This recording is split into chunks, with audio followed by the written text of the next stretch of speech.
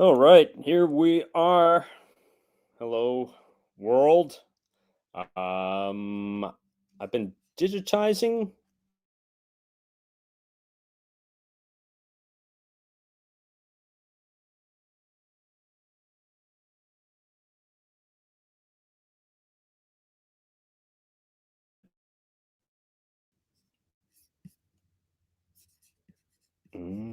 Hopefully, I am coming through okay. Um, so I was going to share some footage of the Richard Roffman show that I thought you might enjoy. Presuming that I'm coming through here okay.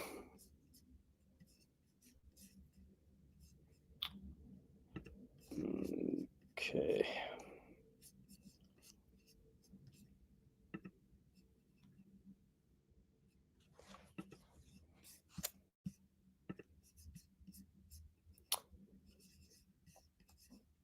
Okay, so I'm going to be sharing some footage from the Richard Roffman show. Richard Roffman had a legendary public access show in the 1980s, primarily. Um, and he would feature lots of guests and in each episode. And here's a little bit of one of them that I'll share with you.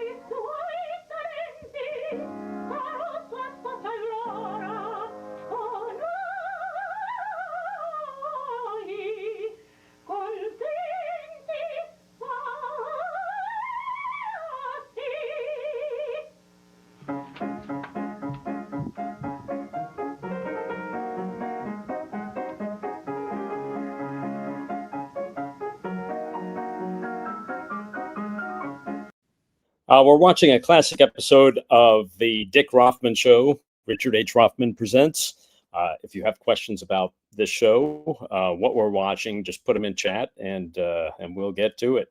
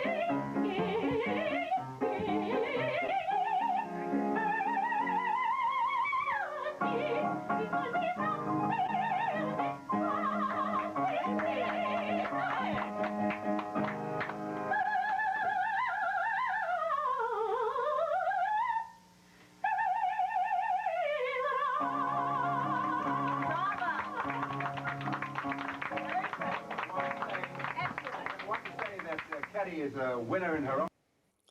Who says you can't get class acts on public access? You're watching the Richard H. Roffman Presents show. This was a great talk show on public access in New York, primarily in the 1980s. And we just watched an opera singer. Let's see who else Richard has on the program. Right, but she has a prize-winning pianist with her today.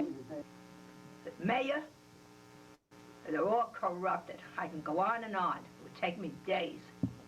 Let's crack down on these crack users.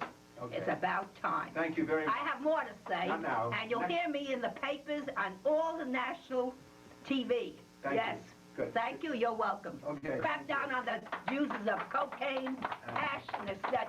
Okay. Thank you. I want to say hello now. What are you cutting me off for? Because That's important. Short of time, I know. This is nonsense. Young entertainer here. What's your name, sir? Clifton Bennett. Clifton, tell us just very briefly what do you do? I do Okay, stand up and give us an example of it. We have very little time. Please do that right now, here and now. Hi, Dom Majuri Chipola. I hope I got that right. In chat. If any of you have questions about what we're watching, just put them in the chat. This is the Richard H. Roffman Presents show. It was a great public access show in the 1980s in New York. Basically, the idea was that you would give Richard Roffman a little donation, and in return, you would get some time on his show. He would just put everybody out on the set at once, and you always knew who was giving more money than others because they would get more airtime than others. So let's watch some more of this. A little music, and just give us an idea. What do you call it? Electronic boogaloo? Okay. Okay, go ahead. Music, please. Okay, little music, please. Hurry.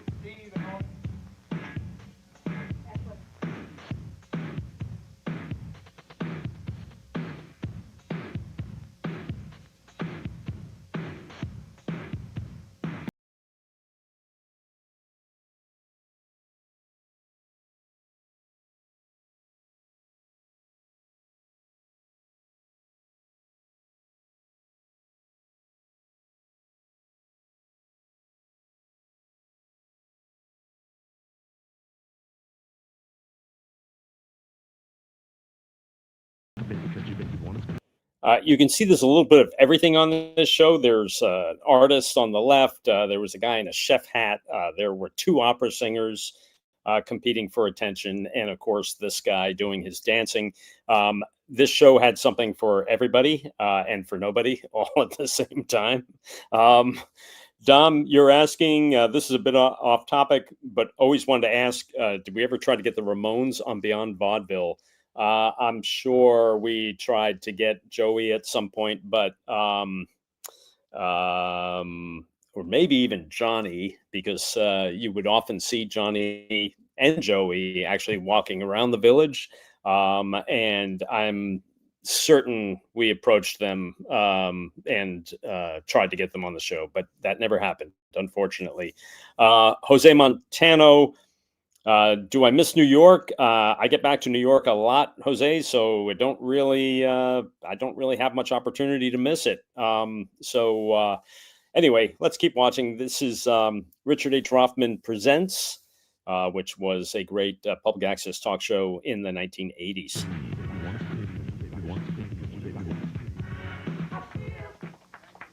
Now, are you working in nightclubs? Well, get back to your seat. Where do you want to do that act? In cafes, discos? Yes. Yes? And movies. Movies and so on. Yeah. Okay, but good luck to you. By the way, Philip San Fiorenzo is a very famous artist. And he's also a famous chef. As a matter of fact, a pastry baker. He had a famous, very well-known shop at 35th Street and Park Avenue for many years. He's now connected with Beth Israel Hospital. Tell me what's happening there. Are you doing art and baking and both at the same time? What's happening? No, Richard. Speak up a little louder. Richard, I was hired as a pastry chef at Beth Israel Medical Center. The food director, Mrs. Carol Sherman, had the insight to start a baking department. We were doing fantastic cakes and pastries for the staff and the hospital patients. And as you know, it's a kosher hospital. Right. What about these? Are these you baked? Oh, yes, we did. Yes? We made these pastries at Beth Israel. That's very good. And tell me about your artwork. I know you've gotten some very good reviews. You had a show, an exhibit at the Peggy Doyle Restaurant Art Gallery and many others. What's your hope? Do you want to confine the chefery of cakes and pastries and the art. You want to do both, don't you? I'm an artist in both fields. As you can see, I'm an impressionist. Yeah, where's your work? Is this your work? Yes, here it is. Okay, what's the title of that one, please? Well, it's after Joseph Stella. It's called The Red Oh, yeah, Flower. he's very much in the news all the time, Joseph Stella. Looks like the devil. Impressionist. $200,000. Yeah, $200,000. So, Philip San Fiorenzo, we hope to see an exhibit of yours in a leading gallery soon. And So here we're watching the Dick Roffman show. This is a chef with a very tall hat. I guess that meant he was very important in the kitchen. And he was also an artist. In the chat, we've got Matthew Fuller saying, "Hi, my name is Matthew William Fuller." Hello, Matthew William Fuller. Welcome. If you just joined, we are watching some clips of the classic Richard H. Roffman and Friends show. This was a public access show in New York City in the 1980s, and it was just jam-packed with guests every time. Let's keep watching. hope you win some awards for your baking abilities. And what other message you want to give to the young people of New York? Keep trying, keep working. Okay, fine. Thank you. That's Philip San Fiorenzo. Here's a young lady named Barbara Wolk, W-O-L-K. That's correct. And she's a teacher by day, but by night and weekend she's planning events to bring people together for happiness. What are you? A therapist, traveled all over the world, lectured in many countries, won many awards, and recently she was in the news because of the fact that she was approached by mugger-type people on the streets of New York, and through psychological means she deterred them from going through their thoughts, which brings to mind the fact that the Bernard Goetz trial is on now, and if Bernard Goetz had talked to her, maybe he would have been able to use another means of getting them, dissuading them from doing what they had in mind. So congratulations on your work. Thank you. Dr. Aniston. I want to say hello now to Jürgen Jacobson, who's a great photographer and film director. What's the author, artist, comedian, real estate executive, and the traffic from where she lives in the 5 towns in Long Island is getting worse and worse and worse. So again, unfortunately, she's delayed, but just want to mention her name because many of our viewers and listeners to our show are her devoted fans, and they expect us to see her on every one of our, stanzas of TV. So if she doesn't make it in the next 4 minutes, we lose her this time. But I just want to say a salute to Gretchen Wiener. She won an award the other night at NYU Loeb Student Center, where she performed with other people who are part of a Beyond Vaudeville show that's headed by Rich Brown at Cable, which is known as Group W, now Paragon Cable. I also want to say that we're very proud that many of the people we've had on our show through the years have gone on to great success. And I wonder if that's somebody coming. Oh, Gretchen, we have booked up right here now. Okay, we're about to see Gretchen Wiener, who you would have seen on some of the Beyond Vaudeville shows. If you just joined, we're watching some classic footage from Dick Roffman's talk show. He had a talk show on public access in the 1980s. Questions in chat. Lou was asking, I'm really curious about what it was like living in New York around the 80s and 90s, particularly in creative spaces, performance art scenes. Can you talk about that at all? Lou, the 1980s especially was a really fun time to be in New York City. There was a lot of creativity going on. There's always a lot of creativity going on in New York, but it was, the city was coming out of some really tough times in the 70s, and there was just a lot of creative energy going into a lot of these areas that had just fallen apart during the 70s and had gotten run down. So in the Lower East Side and the East Village, and really in lots of parts of the city, there was a lot of opportunity spaces for people to perform and try out different things. So there was a lot of that going on, and interesting acts, the new wave bands, and people like Klaus Nomi, and a lot of the people that you would see as guests on Beyond Vaudeville. It was just a really exciting time in New York for sure. 90s were good too, but the 80s were pretty special. D. Barker, hello. Max Ice, I'm sorry, but his head looks like an egg to me. I guess you're referring to Dick Roffman, who we are looking at on the screen here. The late Dick Roffman, who hosted this talk show in the 1980s on public access. we're about to see the entrance, late entrance of Gretchen Wiener, who he was just explaining was stuck in traffic, but she made her way through, and here she comes. Okay, right now, stand up there and do something. Do anything you want, but nothing commercial. Just I want to say hi to all of you. I want to wish you all a very happy Mother's Day. For all you mothers, and or not, and May 12th, you know, and all that, and how are you? Okay, that's Gretchen Wiener. Will somebody, one gentleman, give Gretchen Wiener a seat? Come on. Oh, that's okay. I'll stand. Yeah, Oh, all right. thank you Once so much. again, it's my pleasure to announce the Washington Square Outdoor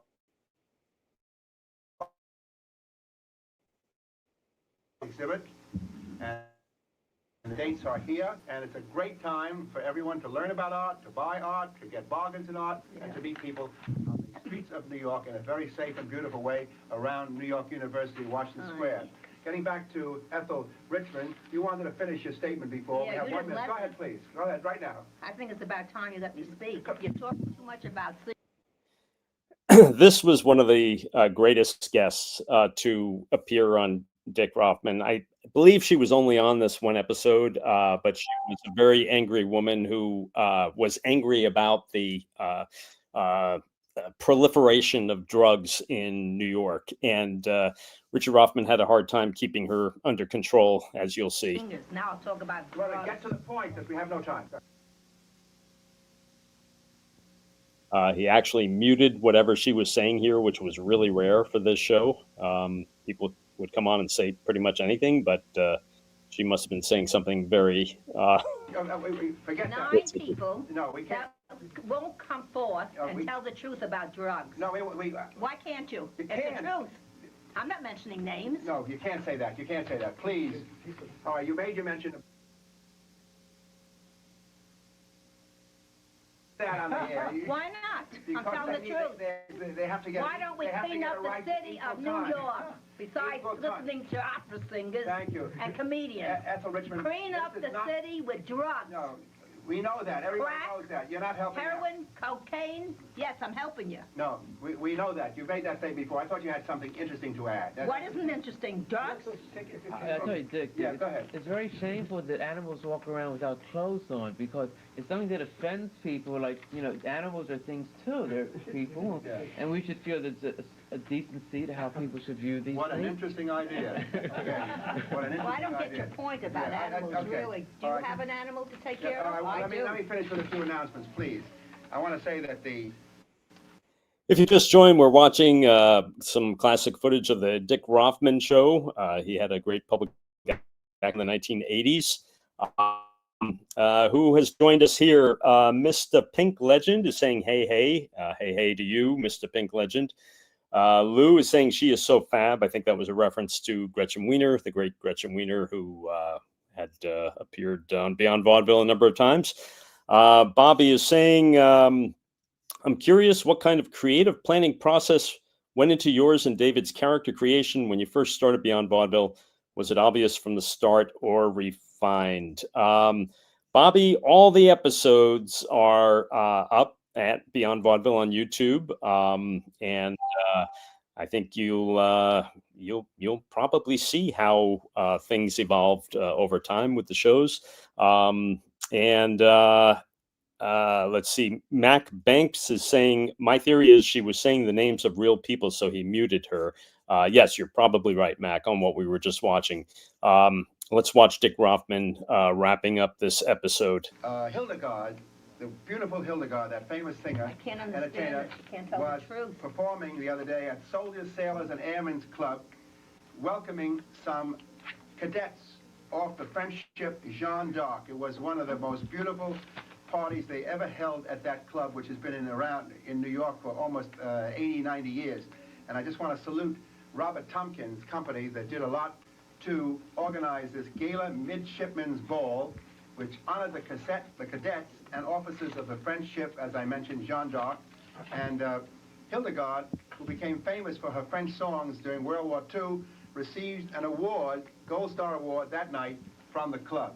I also want to say that I have recently had a chance to see a few Broadway shows that are so terrific that I don't want to mention them names specifically now because I can't go into it in detail, but I want to recommend that people think of going to the 47th Street and Broadway half-price ticket center, and get tickets for Broadway shows at lower than the regular prices, because it's a beautiful experience to go and see a show on Broadway. I want to thank Joe Franklin of WOR-TV, by the way, for giving me many of my guests.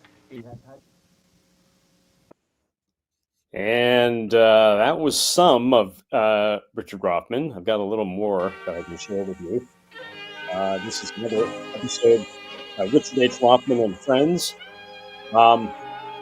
Again, if you're joining us a little later, Dick Roffman had this great public access show in the 1980s where there was the Joe Franklin Show. I don't know if you know the Joe Franklin Show, but that was a show that was a talk show for years on the air in New York.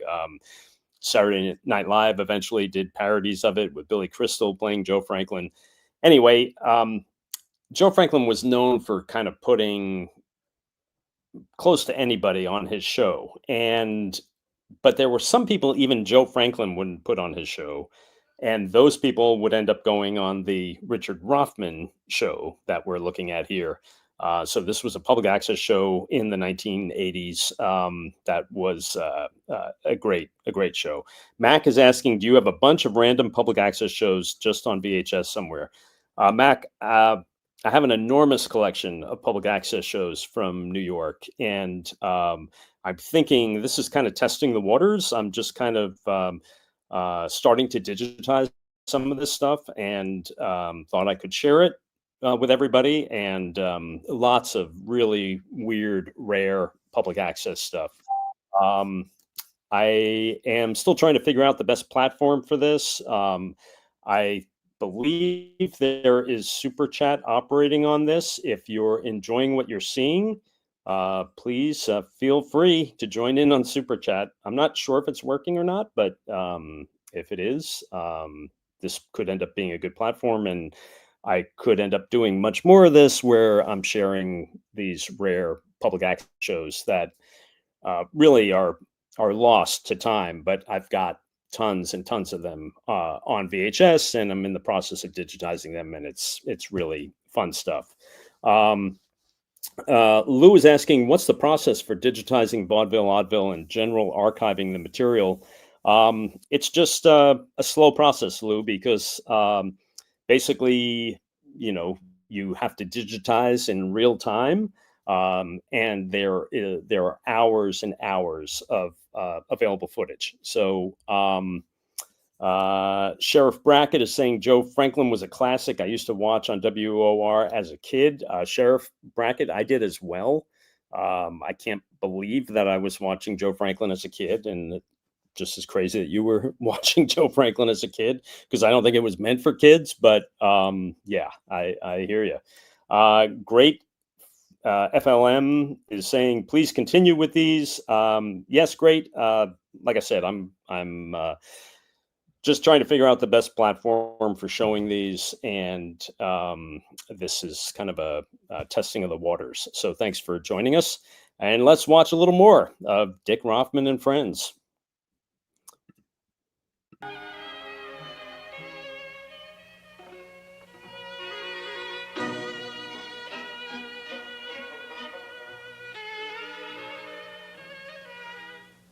It's Richard Roffman time on cable. We've been on 18 years. We were the second living American personality to try out cable in this area, and we enjoyed it ever since. Our first guest today was very kind enough to come all the way from Baltimore to be on our show. His name is Dr. William Dvorine, D-V-O-R-I-N-E. He's the author of A Dermatologist's Guide to Home Skin Treatment, published by Scribner. And I just want to ask him, what in the field of dermatology is your specialty, or is it a general practice?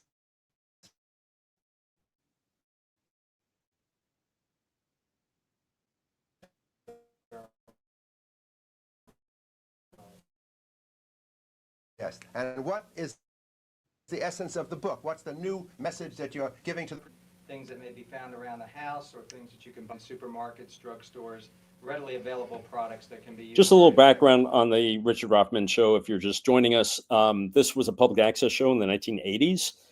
It would be jammed, packed with people sitting on the set, and Richard Roffman would very quickly kind of point to somebody and let them talk for a little bit.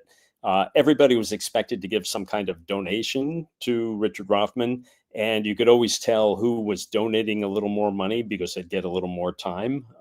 It was a mix of all kinds of people trying to sell books, services, the performers. It was just a little bit of everything. Jose Montano asking, can you do a few seconds of Frank Hope, please? Well, Jose, Frank's not here, but hopefully there'll be some opportunity for you to interact with Frank down the road.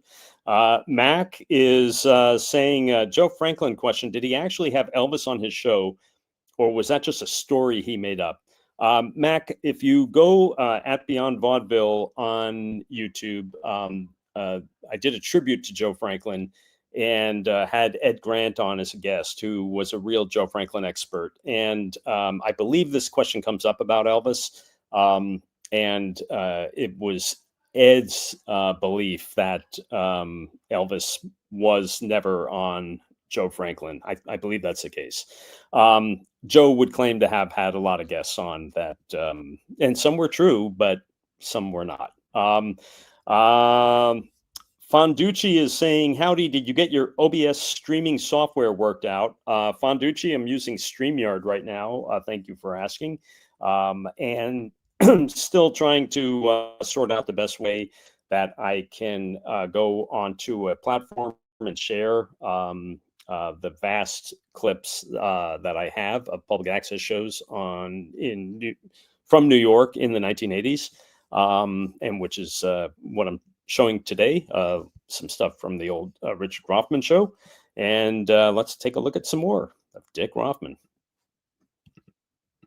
What's the story about being in the sun? Everybody says, don't go in the sun, but millions of people take a chance and stay in the sun and get well tanned and so on. What's the true story? The true story is that overexposure to sunlight is the single most important factor in premature aging of the skin and in the production of skin cancer.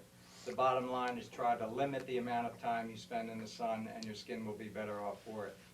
Why did you choose dermatology as a specialty? Was there any particular family situation, or by chance you met somebody who recommended it to you, a doctor who was illustrious in the field already? No, it was a process of elimination. I decided there were many different fields I didn't like, and dermatology was one I did like. If the public were reading your book, A Dermatologist's Guide to Home Skin Treatment, of all the messages in there for them to remember, what is the most important one? That most people should use a moisturizer every day. It's very important to keep the skin healthy. What is a moisturizer? A lot of people might not know. Moisturizer is a product that puts water back into the skin, and this is the reason skin gets dry, not because it lacks oil, but because it lacks water. And if you get a moisturizer, and there are some new moisturizers on the market that are very effective, the one I recommend contains a phospholipid. The name is right.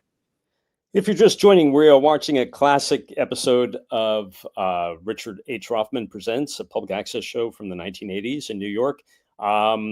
This guy is kind of dull talking about sunscreen, but you'll see that as we go on, you'll see other guests appearing that might be of more interest to you. Let's see, Linus Lundgren is saying in the chat, a public access Beyond Vaudeville documentary would be fun. Linus, there is a big public access documentary in the works, and stay tuned on that. Yeah, there's I've already done an interview, and there's yeah, that's coming up. And let's see, Ivenge says, you guys were celebrating neurodiversity long before any of us ever knew what that was. Beyond Vaudeville, pure genius. A joy to have those shows available to watch today. Thanks. Ivenge, thank you. And thank you for watching these and spreading the word. Great is asking, Rich, did you ever meet Paul Rubens? Never met Paul Rubens. I was working on a one of many attempts at reviving the Gong Show, and it was shooting at CBS Television City, and at the same time, Paul Rubens was shooting a he was doing You Don't Know Jack. I think they were he was going to be hosting that as some kind of character, but not Pee-wee. And anyway, I came out of an elevator with some of the guests who were going to be on this Gong Show pilot, and saw Paul Rubens down the hall, and he saw us, and I thought Paul Rubens was going to just love to meet, these odd people that were going to be on this Gong Show pilot, but instead he just looked startled and quickly ducked away into a doorway. So that was as close as I ever got to meeting Paul Rubens. Okay, let's watch some more of Richard H. Roffman's public access show. Right on the bottle, and that's what people should look for. A phospholipid moisturizer takes water out of the atmosphere and the environment, puts it in the skin, and holds it there. And it does it very elegantly and without being sticky or greasy. We're going to talk about Dr. William Dvorin's book, A Dermatologist's Guide to Home Skin Treatment by Scribner, published by Scribner, on many of our other radio and cable TV shows, but he's got to go to the Joe Franklin show, and I think that's a very important show, so you are permitted to leave now. Thank you very much, and thank you for coming. Our good friend David Koopman, who's the author of Fascinations, a very successful book of poetry and philosophy, and a writer of note, is writing a book about me, I'm very proud to say, but he has something to suggest today. I have three. Okay, let's go. Civilization is the artistry of nature, yielding her flesh and forms to witty inventions. The osmosis of mind and body, spirit and flesh. Reincarnation. Dreamers, dream not the end of all dreams. Cycles of sweet mist renew mountain streams. From no silent void came my birth, and tomorrow I'll sing of heaven and earth. Thank you very much, David Koopman. Good man, good man. He's got a new book that he has just written about another subject, and the name of the book is? Confessions of an Urban Mystic. I always thought of myself as an urban mystic. Thank you very much. I want to. If you just joined, we are watching a classic episode of the Richard H. Roffman show from Public Access in New York in the 1980s. I'm digitizing a lot of video from my vast collection of public access shows from New York City. If you enjoy what you're seeing, please participate in our super chat.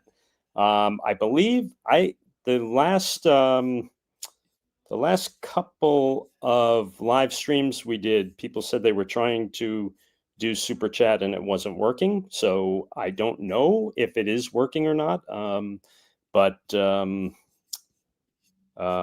if you want to participate in that, please do, and at least I'll know if it's working. So we're watching the Dick Roffman Presents show. This was a classic public access show from the 1980s. Question in chat from Lou: did you contribute at all to the Tiny Tim documentary from a few years ago? It's an amazing film. Lou, I did not participate in that. At one point, they had talked about interviewing me when they were briefly in Los Angeles, and that did not happen. I think they were pretty short on time and funds, but it is a fun documentary. So if you get to see it, you should definitely check it out. One of the producers and driving forces behind that was Tiny Tim's biographer, Justin Martell. And you can see at Beyond Vaudeville on YouTube my tribute, Rich Brown Rewind tribute to Tiny Tim, and Justin is my guest. I am in Justin's biography on Tiny Tim, talking about Tiny's experiences with Beyond Vaudeville. Rocco is saying, I don't even know what Super Chat is. Well, Rocco, Super Chat is an opportunity for viewers, if they like what they see, to send like gifts of $5 or something like that. And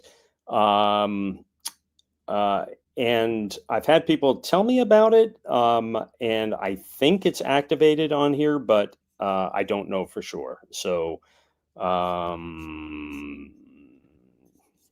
it's hard for me to tell.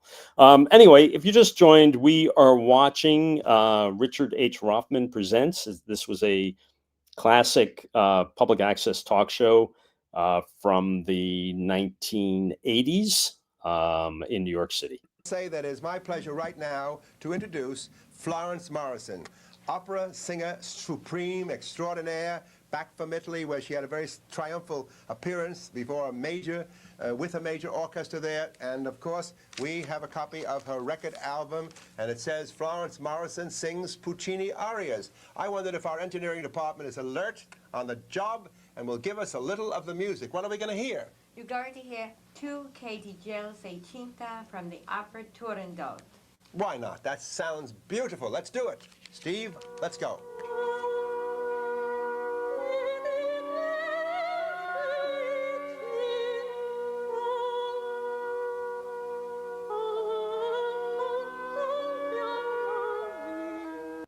By the way, this woman, Florence Morrison, who was a would-be opera singer, she reminds me a lot of Florence Foster Jenkins, who was there was actually a movie made about Florence Foster Jenkins where, Musical Drewby, Super Chat is working. Musical Drewby, thank you for participating in that, and mostly for letting me know that this is working. So that's sweet. Thank you, Musical Drewby. Anyway, what I was saying about this woman, Florence Morrison, is that she clearly gave Richard Roffman more money than the other guests, because she would get more time than anybody to sit there and stare at the camera while they would play a recording of her bad arias that she would sing.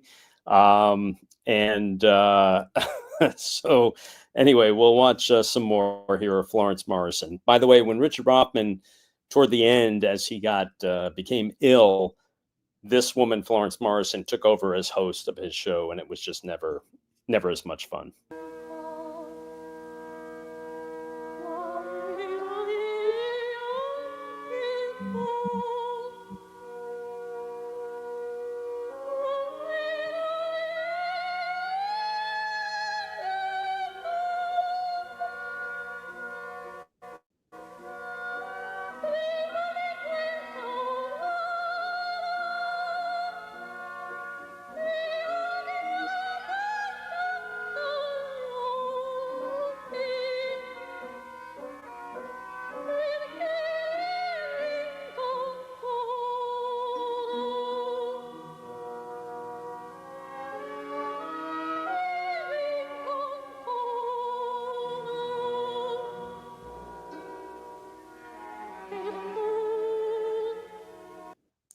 So again, this woman was a wannabe opera singer. She somehow got enough funds to make this album of her singing these Puccini arias. Again, she was kind of like a newer version of this woman, Florence Foster Jenkins, who was also a wannabe opera singer who wasn't very good at singing. Meryl Streep ended up playing her in the movie Florence Foster Jenkins. And Florence Morrison, which I actually, it never even occurred to me, but they were both named Florence too, which is really strange. This woman was like a real life recreation of Florence Foster Jenkins. A couple of questions here in chat. Dom is asking, do you have more Tiny Tim footage you haven't shared yet? Yeah, Dom, there's always more. You've seen Tiny's appearances on Beyond Vaudeville are all up at Beyond Vaudeville on YouTube. However, we also did other footage going out and meeting Tiny at various places where he would invite us appearances. I was also at Tiny Tim's last wedding to Miss Sue in Minnesota, and there's lots of footage from that hasn't yet been digitized or shared. Sheriff Brackett is saying, I know Justin Martell from his work on Joe Bob Briggs's Last Drive-In. That's right. Justin has worked on that program. Justin, who is Tiny Tim's biographer. Max Ice asking, did I ever meet Richard Roffman? Absolutely. In fact, if you go to at Beyond Vaudeville on YouTube and you look at the awards show that Beyond Vaudeville did for some of the 1980s public access stars, you'll see Richard Roffman on there. You'll see Frank Massey from Stairway to Stardom, who has kind of become legendary because so many of his clips have been digitized and shared online. And let's see, Dane is saying, next episode, remembering the human bowling ball. All right, Dane, we'll get around to that one. Let's watch a little more of Dick Roffman on his public access show from the 1980s.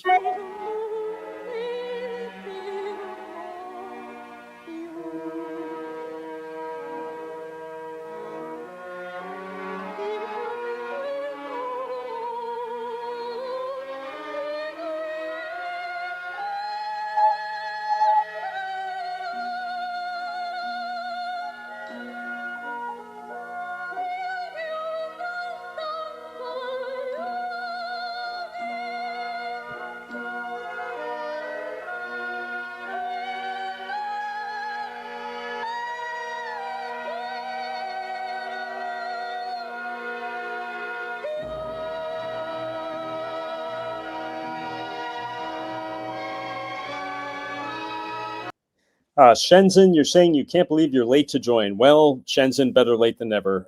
For any of you joining in later, we are watching some classic footage of Dick Roffman, who had a public access show in New York City in the 1980s, a legendary public access show.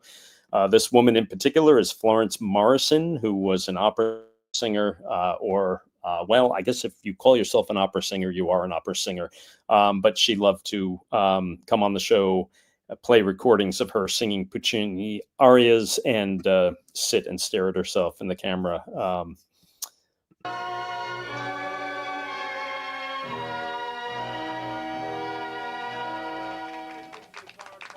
What is your favorite Puccini role?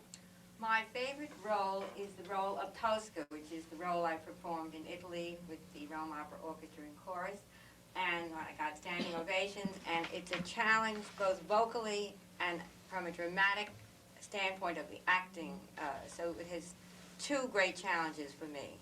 Leading record stores all over Manhattan and other places have the record album on view, on display, and available to you if you go there.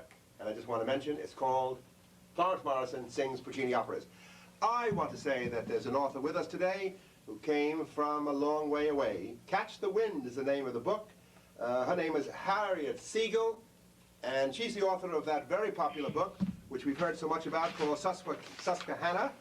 And the name of this book, Catch the Wind, is a very, very exciting book. May I ask, Harriet Siegel, what was the first book about? What was Susquehanna about? Susquehanna was a family saga about 4 generations of a Jewish family whose forebear, whose patriarch, came from Eastern Europe to the Susquehanna Valley in northeastern Pennsylvania. If you're joining us late, we're watching a Dick Roffman show from the 1980s. This was a public access show in New York City where basically it would be packed with guests on every episode, and everyone was expected to kind of give a donation, and the more clearly the more money you gave Dick Roffman, the more time you would get on the show. And it was a mix of entertainers, performers, authors like this woman. Amanda Lust is saying that Florence Morrison was an icon. Well, I guess so, Amanda, among those of us who watched public access in the 1980s. If you're joining us late, just experimenting here, trying to find a platform and a way to share some of the vast collection of public access shows that I've collected from the 1980s in New York City, and actually outside of New York City as well. Got tons of it on VHS and in the process of digitizing it. If you like what you see and you want to see more of these, please let us know in Super Chat. Join Musical Drooby, who was nice enough to send us a Super Chat earlier and prove to us that Super Chat is working in this chat. So let's go back and watch a little more of the Dick Roffman Show.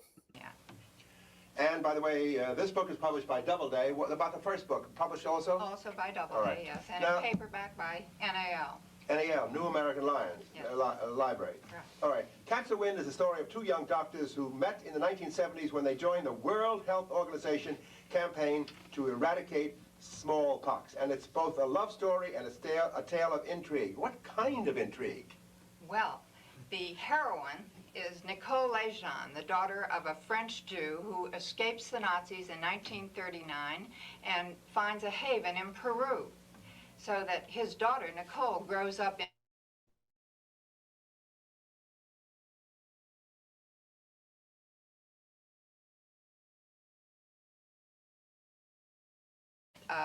the elected democratic government was overthrown, and for 12 years there was a very repressive government there, and Nicole is arrested, her life is endangered. We have all of the cloak and dagger episodes that you might expect under such a... Here's a very remarkable fact that is very exciting to me because I was once the medical editor of the New York Journal American, and this says this timely novel is very timely because 1987 marks the 10th anniversary of the last reported case of smallpox, the first and thus far only disease to be eradicated by mankind's medical techniques and discoveries of treatment. So this Dick Roffman Show was a big mix of guests, and there would be some people like this author that was just kind of dull, but you always had to stick with it because you never knew who else was going to show up on this show. And you would see people that you'd see on Beyond Vaudeville on here, people like Gretchen Wiener, Chairman Steve, and others. Mr. Hayes was on this show as well, for those of you who are familiar with Mr. Hayes. Dom is saying, let's see, so when a show was on public access back then, would you only have one chance to see an episode, or was there ever something like reruns?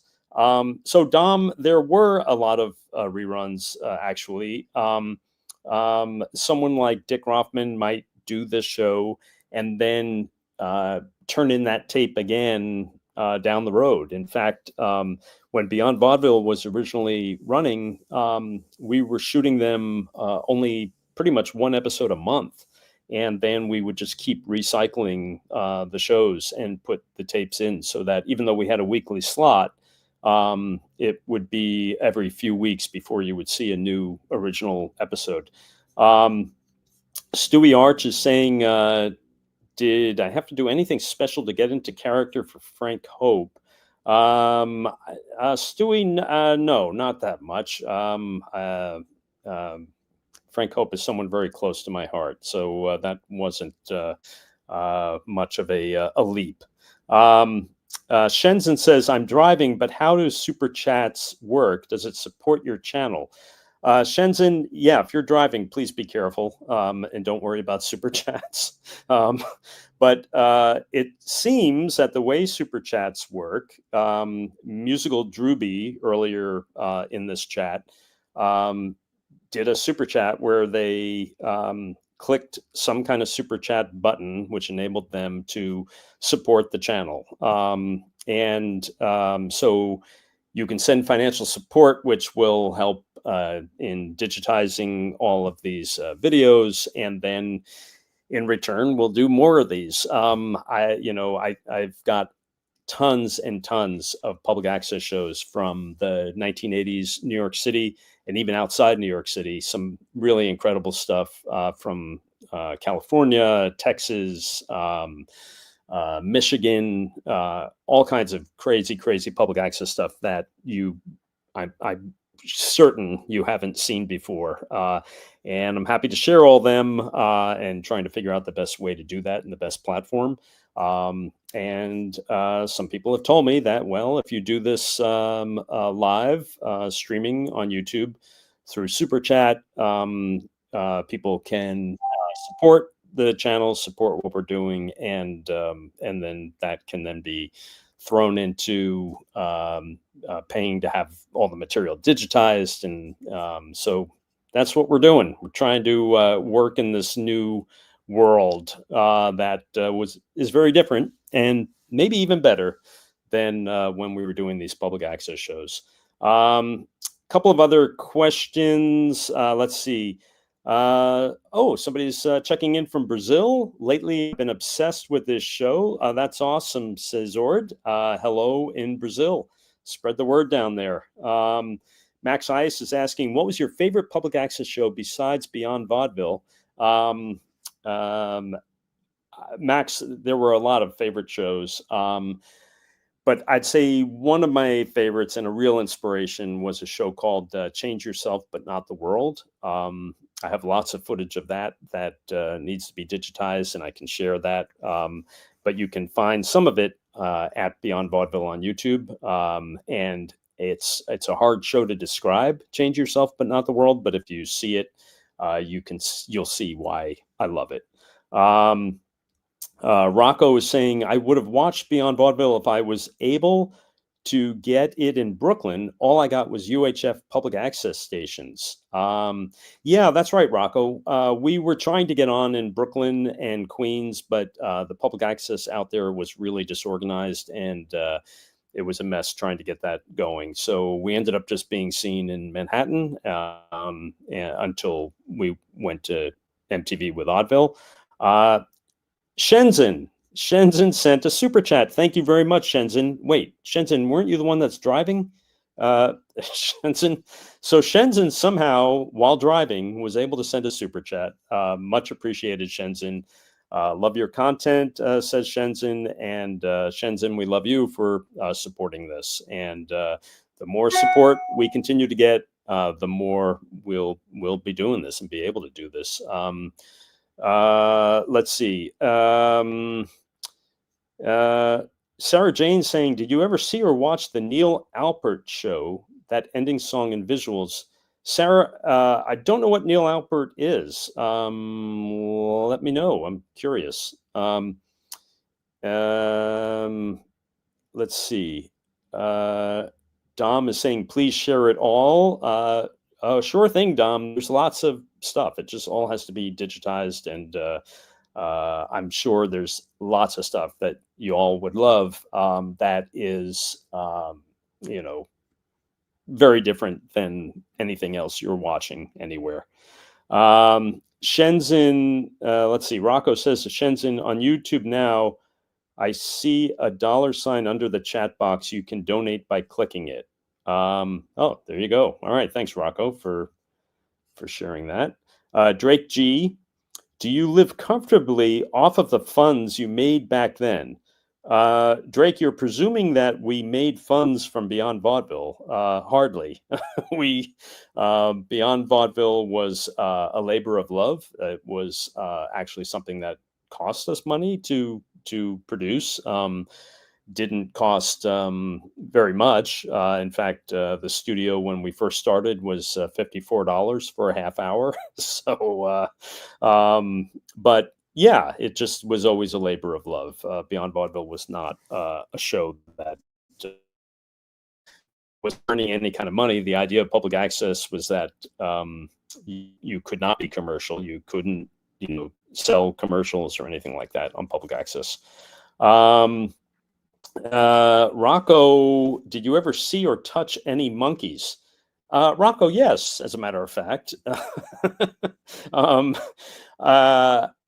Work on Fear Factor, and we would work with animal wranglers. And one time at the office, one of the wranglers brought some adorable chimpanzees, baby chimpanzees, and it was incredible. I mean, if you've ever had the opportunity or ever get the opportunity to hold a baby chimpanzee, I highly recommend it. They're just adorable, and it was kind of cool to have that opportunity.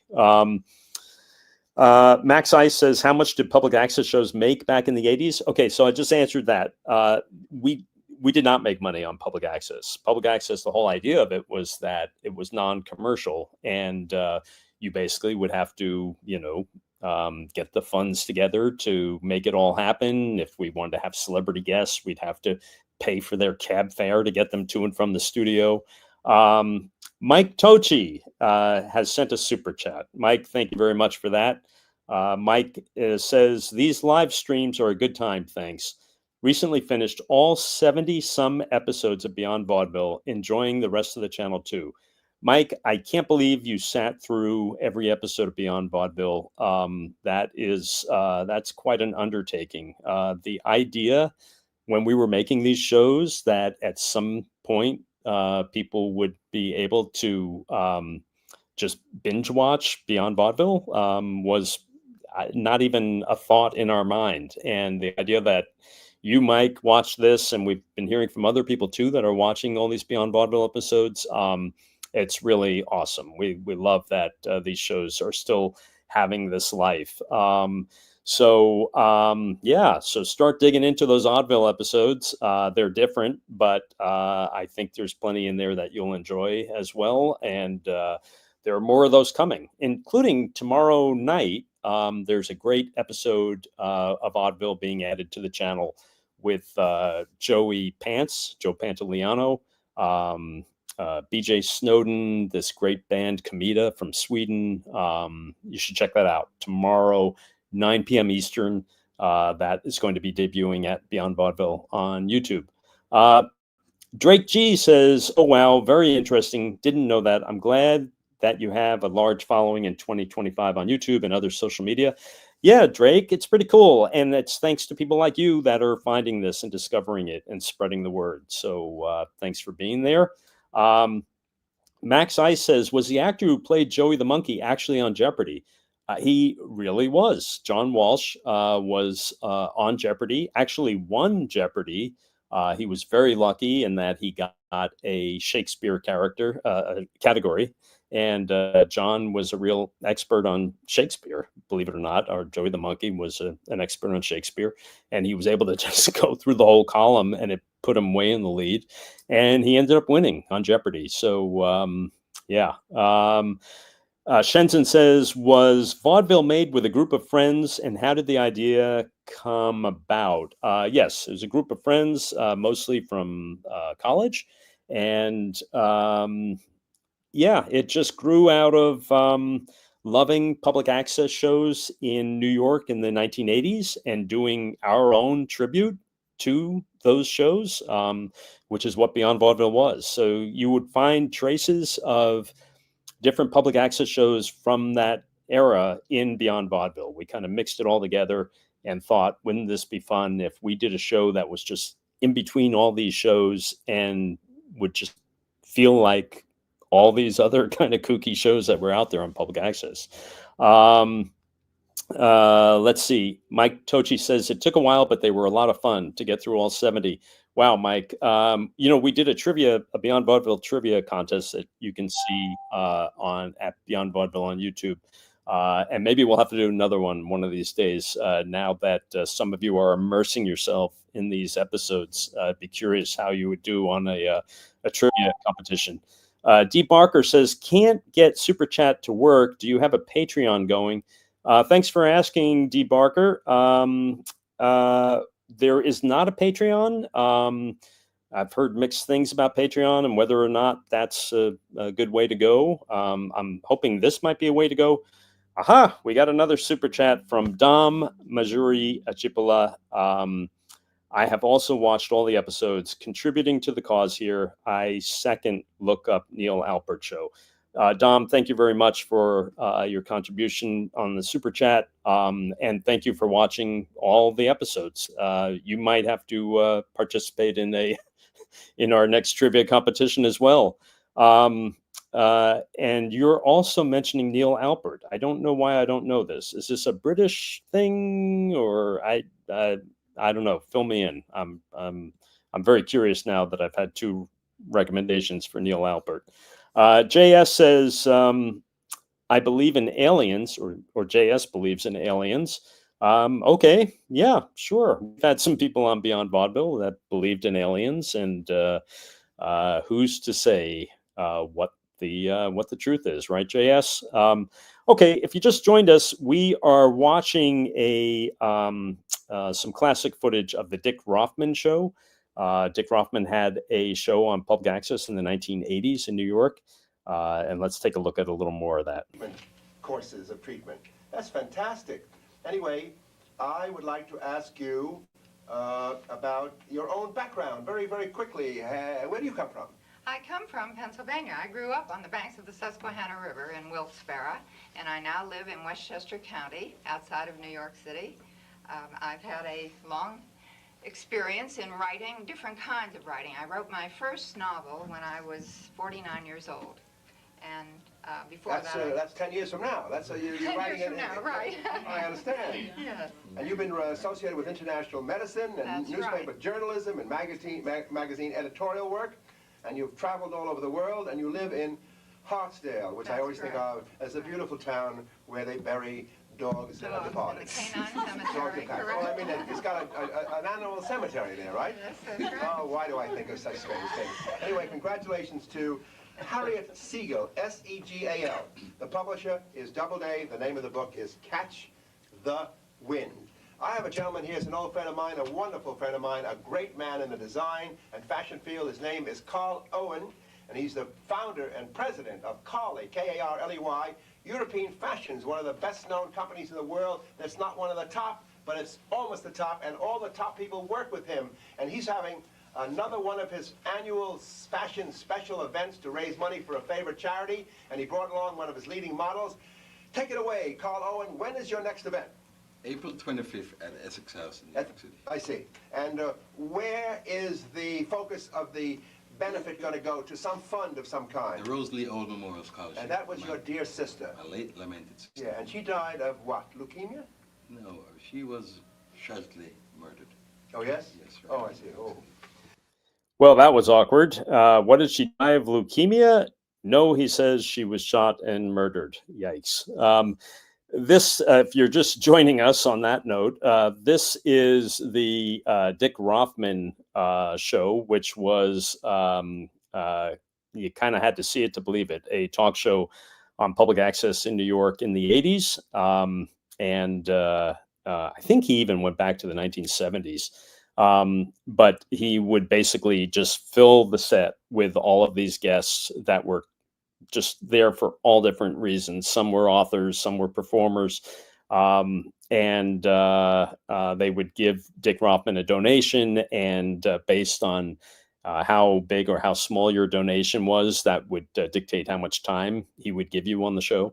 Okay, now tell me about the fashions. What is the fashion story at the moment? What will we be seeing on April the 25th? The most exciting fashions from both parts of the world, Atlantic, I should say, here, Jamaica, Europe, and also I brought along one of my models. Yeah, what is her name, please? Carmel.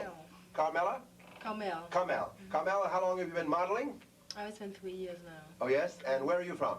I'm from Haiti. Yes, and will you be in the show on at the Essex House? Definitely. Yes. And what is your own fashion preference? Are you a person who likes elaborate, intricate, sort of extravagant, or you like the simple look? You Well, personally? I'm going to be modeling the suits and evening wear. Specifically. Yeah, this is about your 17th year in fashion, isn't it, Carl Owen? Sure is. Yes. Here's a man who started out young, and he's still young, but I mean, he say, like, step by step by step by step on his own, without borrowing money from a big bank or without getting backers. He's built this empire, which is known all over the world of fashion, and all the big fashion people work with him. Is there a phone number that you could give where people could get more information about the event that's coming up at the Essex House? Sure. Area code 212-246-4336. Yes. I know you have to go back and start planning for your show, so if you want to slip out any time here, and I'll announce it again later, or you want to stick around, you can, whatever is your desire. I have a rehearsal to go to, so we're going to be leaving. Okay, fine. I want to say hello now to our favorite comedian, actress, and author, and artist, none other than Gretchen Wiener. She has arrived from her faraway abode in the sky, wherever she was, and she has made it in time. You can't do the commercial on this one. This is the non-commercial show. Do you have anything you can do? Okay, here's Gretchen Wiener. we actually met. You've probably seen Gretchen Wiener on some of the Beyond Vaudeville shows. She was on with Al Lewis and other live shows that we did.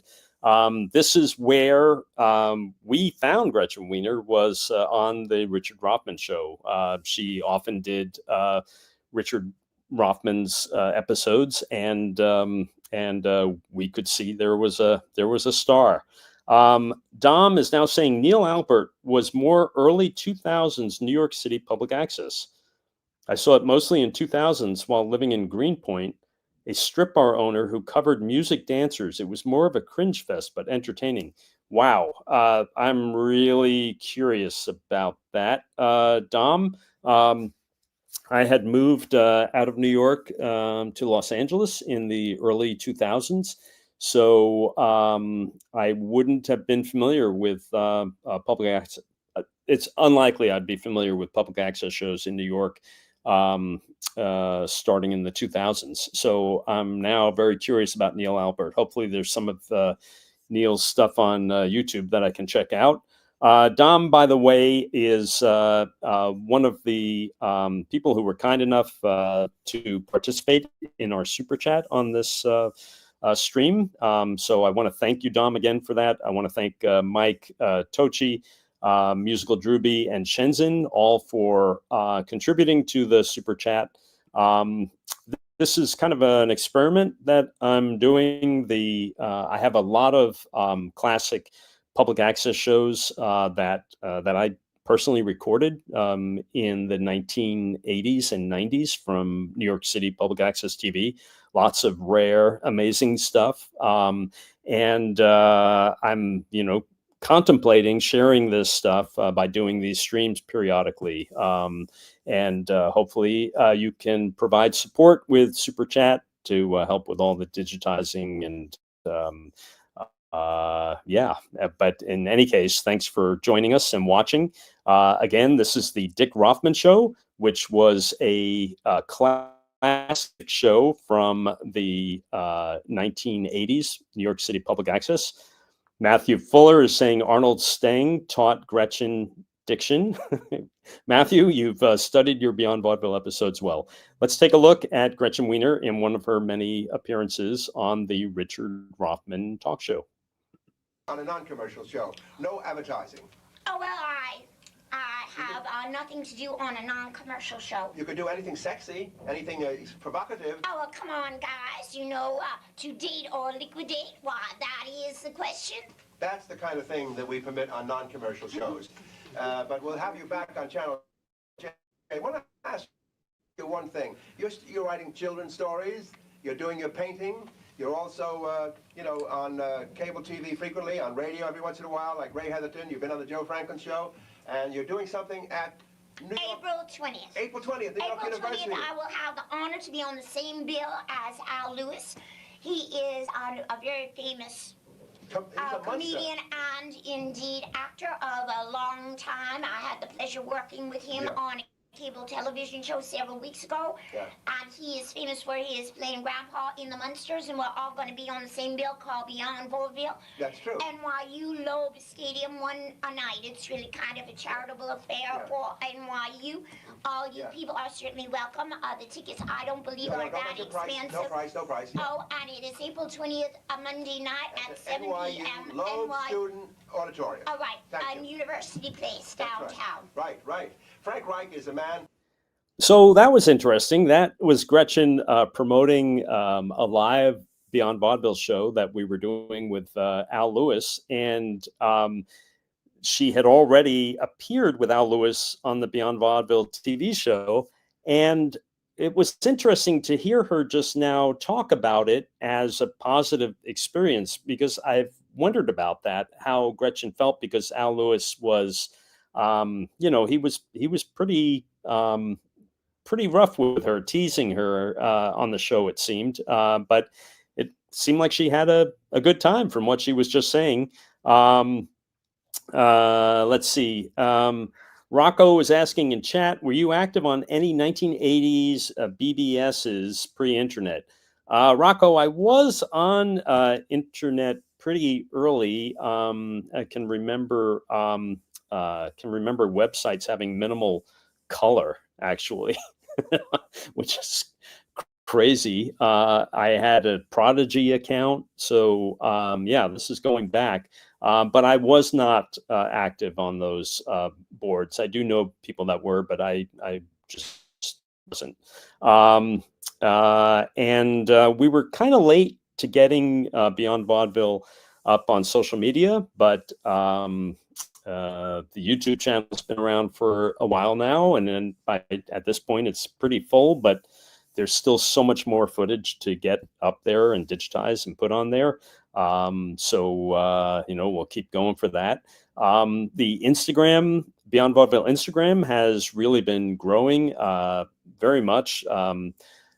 Back around Thanksgiving, I think we were under 1,000 followers, and it's now at 50,000 followers. So thanks to all of you for joining in. If you're newer to the fun here, joining us, and for helping to spread the word.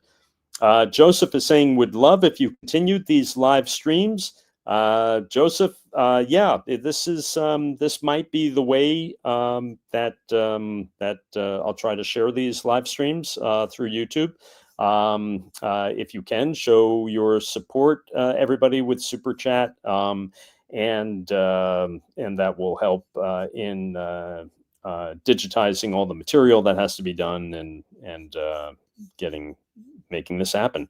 Let's go back to see more of Dick Roffman. This was a classic 1980s public access talk show in New York City. Who has all his life tried to improve the quality of life for other people. He's an engineer, he's a research scientist. He's come up with a company called Ceramics out there in Upper Saddle River, New Jersey. He has developed some products which are going to help move your car faster and more efficiently. But what's wrong with cars today? I mean, the automobile industry seems to be in the doldrums, is it? Well, some of them are very busy blowing their toes off with 12-gauge shotguns right now. Oh, my goodness. And they're technically making mistakes that are hard to believe. And one of the problems is that they're making smaller engines now and trying to get more power out of them. The net result is a car travels 200,000 miles for every 100,000 miles the wheels go. They wear out faster.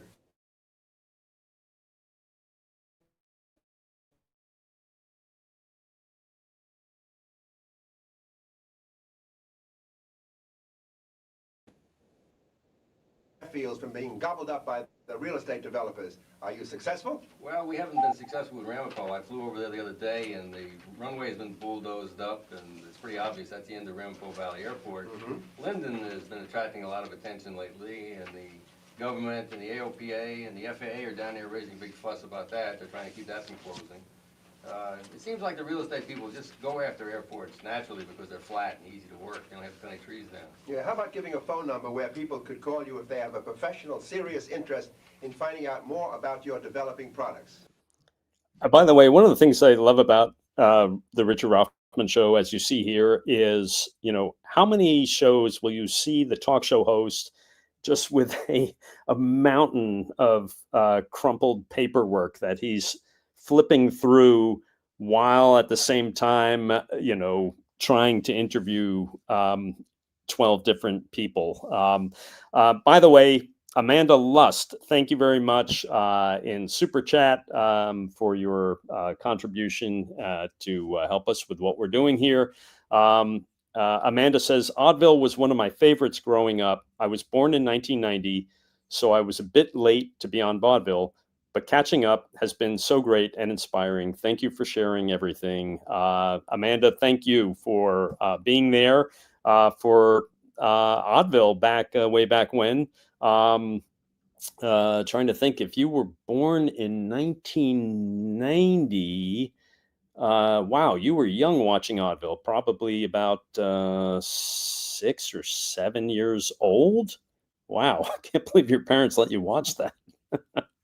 But I'm glad they did. And you probably saw some things on there that were just really puzzling to a 6 or 7 year old.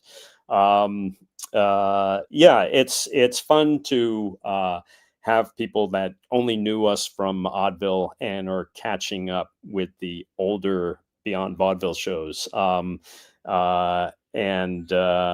I'm glad you're having that opportunity, Amanda, to catch up. Really appreciate your joining us in the super chat and supporting the channel and what we're doing here. Shenzhen says, will you in the future be live on multiple platforms at once, or are you planning to keep each platform with separate content? I also agree with you doing lives. It certainly creates a community. Shenzhen, look, this is you're talking to a guy that was on public access back in the previous century. So, will this all be done live on multiple platforms at once? Maybe, but there's still lots to learn. I've seen some stuff on Twitch that's really fun, and maybe that's another opportunity. Yeah, hang in there with us as we explore these different ways of getting out to you. This is a nice platform right here on YouTube. If this is working for everybody, this might be the way that we'll keep going. Dom is asking, maybe you could have Michael Kaufman on for a live interview. Yeah, that would be fun, Dom. I've lost contact info for Michael, but it would be fun to catch up with Michael, who was involved with us early on doing some of our early experiments on public access. Scott Allen is asking, did you ever consider making a new live show on YouTube that intentionally recreates the feel of the early public access shows? Would love to see a reboot of Beyond Vaudeville. Scott, yeah, who knows? I mean, we'll see where things go. We're in talks of doing a live show in New York later in the year. So stay tuned for that. Make sure that you follow us and on at Beyond Vaudeville on YouTube, Facebook, and Instagram, and we'll keep everyone posted on any developments, any new shows that are being done. You'll know as long as you're liking and following and subscribing in all these places. Let's go back to the Dick Roffman show. This again was a classic 1980s public access show in New York, and you're about to see two familiar faces from the Beyond Vaudeville universe. It's 825-8110, area code's 201. Oh, very good. Frank Reich is a man of quality, substance, integrity, and great ideas, and I think one of these days he should run for president of the United States, or something like that, okay? Well, I don't think I can handle the job. Okay, fine. I want to say hello now to none other than Peggy and Coco. It's a daughter and mother, or mother and daughter team of comedians. They've been on the... And here they are, Coco and Penny. I think I just heard Dick Roffman call her Peggy, which was just a mistake, if that's what he did. I want to thank Dee Barker for contributing with Super Chat and supporting the channel here. Dee Barker says, loved Oddville back in the day and used to watch it with my kids. Thanks for Oddville and Beyond Vaudeville. Wow, Dee Barker, that's cool that you watched Oddville with your kids. I know there were a lot of family viewers of Oddville. I think there was something, even though we had some sort of odd things on Oddville, like people hammering nails up their nose and that kind of thing. We would hear from a lot of families that enjoyed seeing something on MTV that they felt they could share with their kids.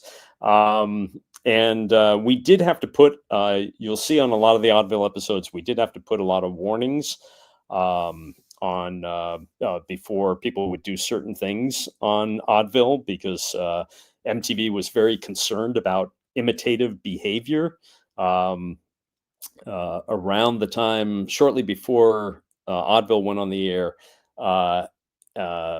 MTV had an issue, a legal issue, because some kid had been watching Beavis and Butthead lighting matches and ended up lighting the kid ended up lighting their house on fire. So there was this like intense concern on MTV's part that if we did anything like had someone hammer a nail up their nose or eat a light bulb or stick a condom up their nose and pull it out their mouth, all those kinds of crazy things that you'd see on Oddville, we had to always put a warning on. Anyway, all of that aside, Dee Barker, thank you again for your super chat and supporting what we're doing here. If you're just joining us, I'm sharing some of the digitized footage of my vast collection of public access shows from the 1980s in New York City and 90s. This particular show is the Dick Roffman Show, which was a talk show from the 1980s. In chat, Weldsy is 22 years old from the Netherlands. That's awesome, Weldsy. Hello in the Netherlands. Glad you're watching the show and presumably enjoying it. Mel Brewer says, don't want kids imitating Underdog. Yeah, that's interesting. We never did give a warning to kids and parents not to imitate Underdog. Although it probably would be good advice, because if you were to imitate Underdog in the presence of Suzanne Muldowney, the world's premier Underdog impersonator, I'm sure she wouldn't be happy about it. So yeah, that probably would be good advice, not to try to imitate Underdog. Joseph says, you seem to have a liking for contortionists. Is this true? Well, for sure. I mean, who doesn't like a contortionist? We did have a number of contortionists on Oddville, and they never ceased to fascinate. Some of them, like Haley, the human bowling ball, who was just so ridiculously bendable. Like, it just was really cool to watch. If you go to at Beyond Vaudeville on YouTube, the Beyond Vaudeville page on YouTube, and at the bottom there are some short, like minute-long programs that I did for the AOL Asylum channel.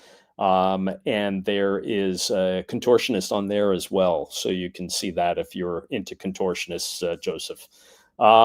Okay, let's take a look. This is Coco and Penny, I think on their first appearance on the Dick Roffman talk show in New York City in the 80s. David Letterman show, they've been on Joe Franklin's show, they've been on my show, and they are doing very well in the clubs around New York. And what would you like to do today? Stand up and shine. Let's do something. Just take it out. Take it out. That's okay. Okay, right, here we go. Okay. To give you a little idea of our act, I'm very happy to be here on the Richard Roffman Show. My name is Penny, and this is my partner and my mother, Coco. Hello. What are you doing? Shh, quiet, Penny. I'm practicing my exercises. Exercises now? Yeah, I was watching Dr. Ruth, and she said you could do them anywhere. No, what are you doing? Relax, kid. I was just fixing my bra. Mother, this is a very nice audience. They could read you like a book. Oh,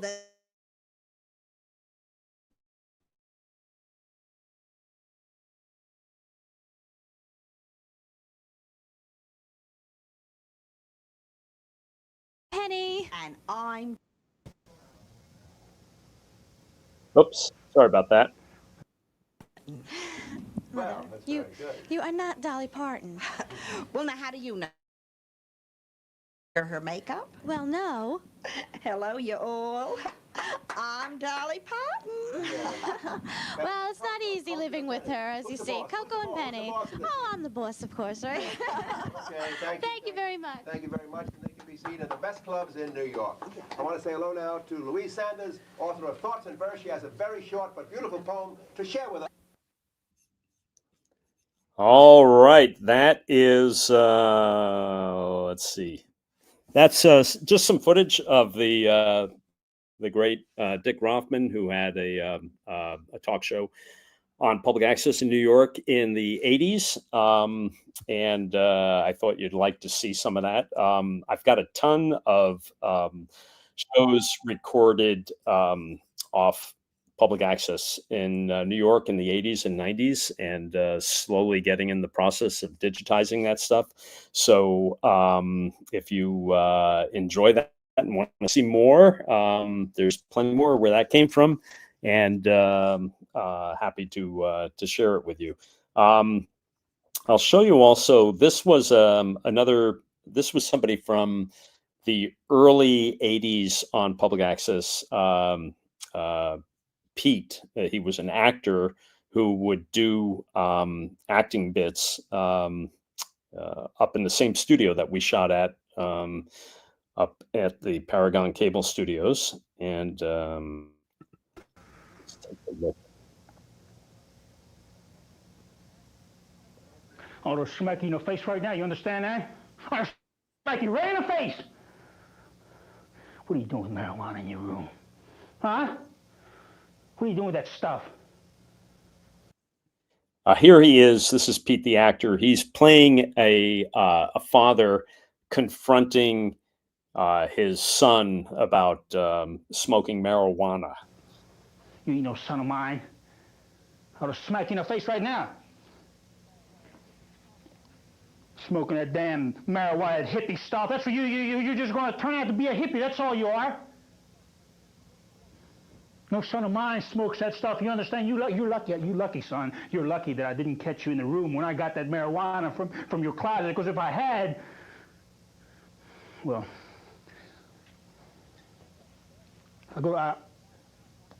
I've been past the bathroom. I've been past your room a lot of times, and I smelled something. I kind of thought it was marijuana, but I didn't want to believe that my own son. I didn't want to believe that my own son smoked that stuff.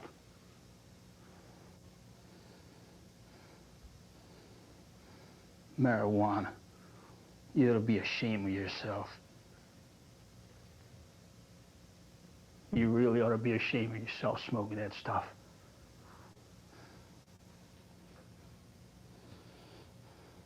I tried to be an example to you. I try to teach you right from wrong. I try to teach you to be a good son. And I find marijuana in your room.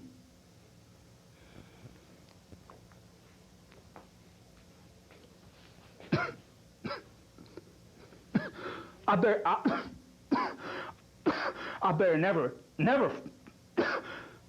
better never find you smoking that stuff again, you understand? Because I'll kick you right out of this house if I do.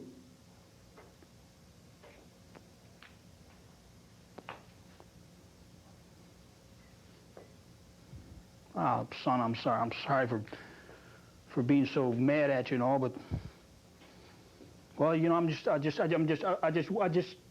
don't think that that's right for you. You shouldn't be smoking none of that hippie stuff. That's no good for you. That's all I'm trying to tell you. There's bad for you. It's no good. And I want you to listen to me from now on. You understand? Okay?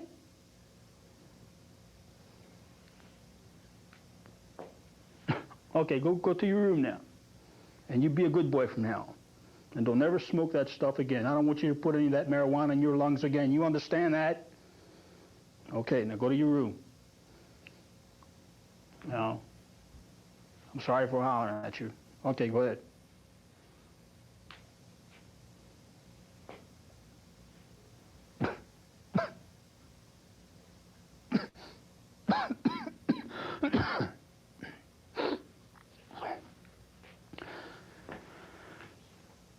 Okay.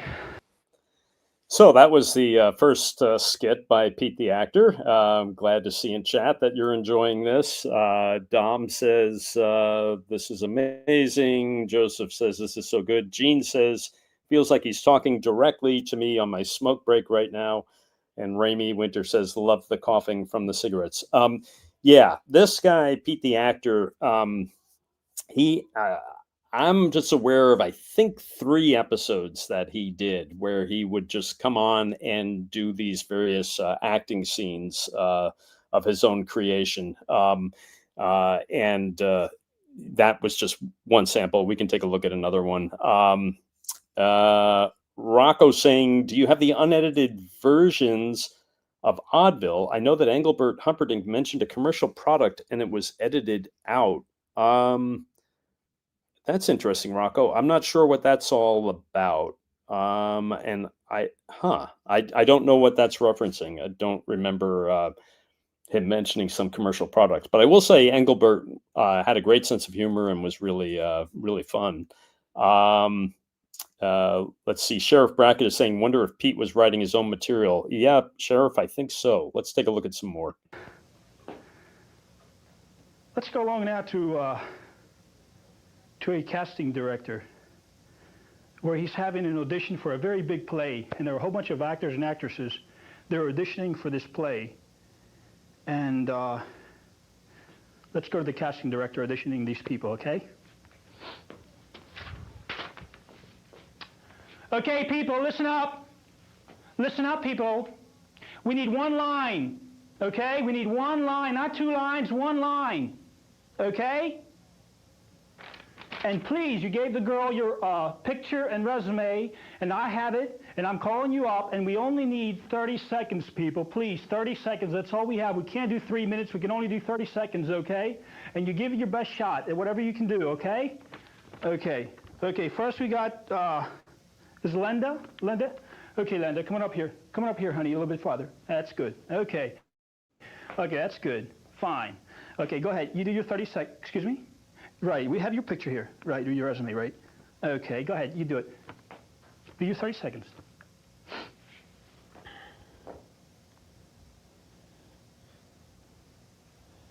Okay, okay, it was fine, it was fine.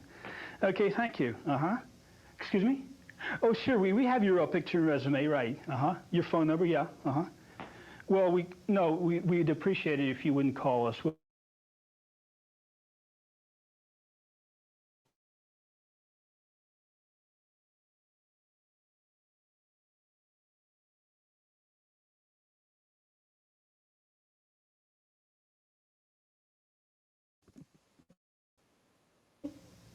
We can't have any noise. We cannot have any noise here, please.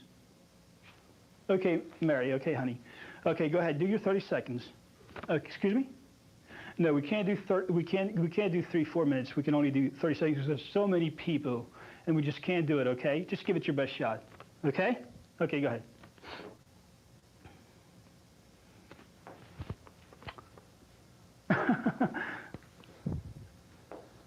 Okay, okay. Okay. Okay, that was nice. Okay, we got your picture here. Yeah, we got, excuse me? Sure, we have your phone number, And we'll let you know if we feel that you're right for the part, okay? Okay, fine, okay. Okay, thank you very much. You can go out this exit here. People, listen up. After you audition, please go out this exit, okay? After you audition, please go out this exit. Thank you. Okay, next, George. Okay, George, come on over here. Okay, right there. Okay, George, go ahead, do your 30 seconds.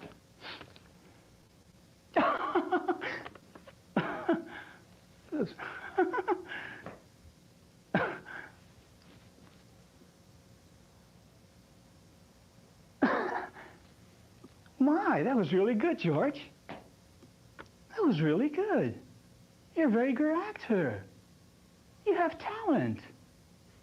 That was really nice. Wasn't that good? You're really good. Have you studied acting with anybody? Excuse me? Stanislavski? Is that a teacher here in town? Excuse me?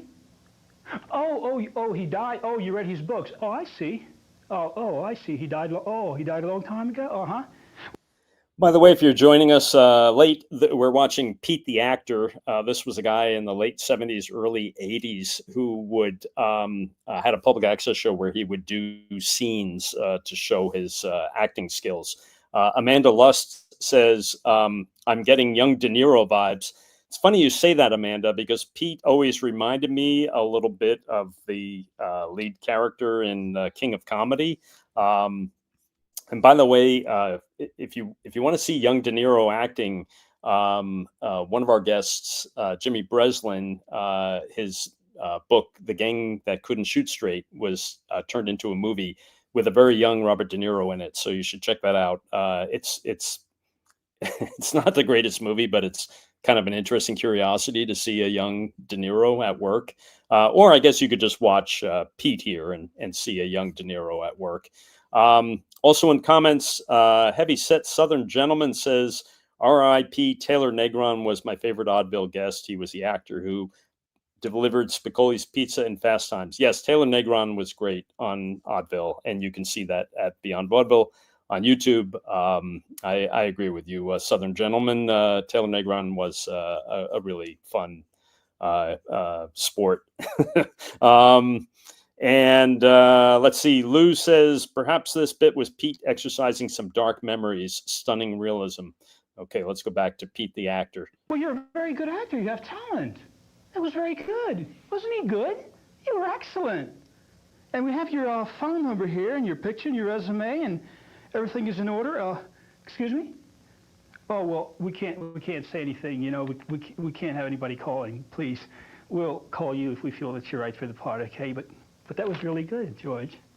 And if we can't use you for this, we might be able to use you in a year or two for another play that we're doing, okay? Thank you very much. That was really excellent. People, listen up. I want to say one thing. If we can't use you in this, please, if we cannot use you in this play here, please do not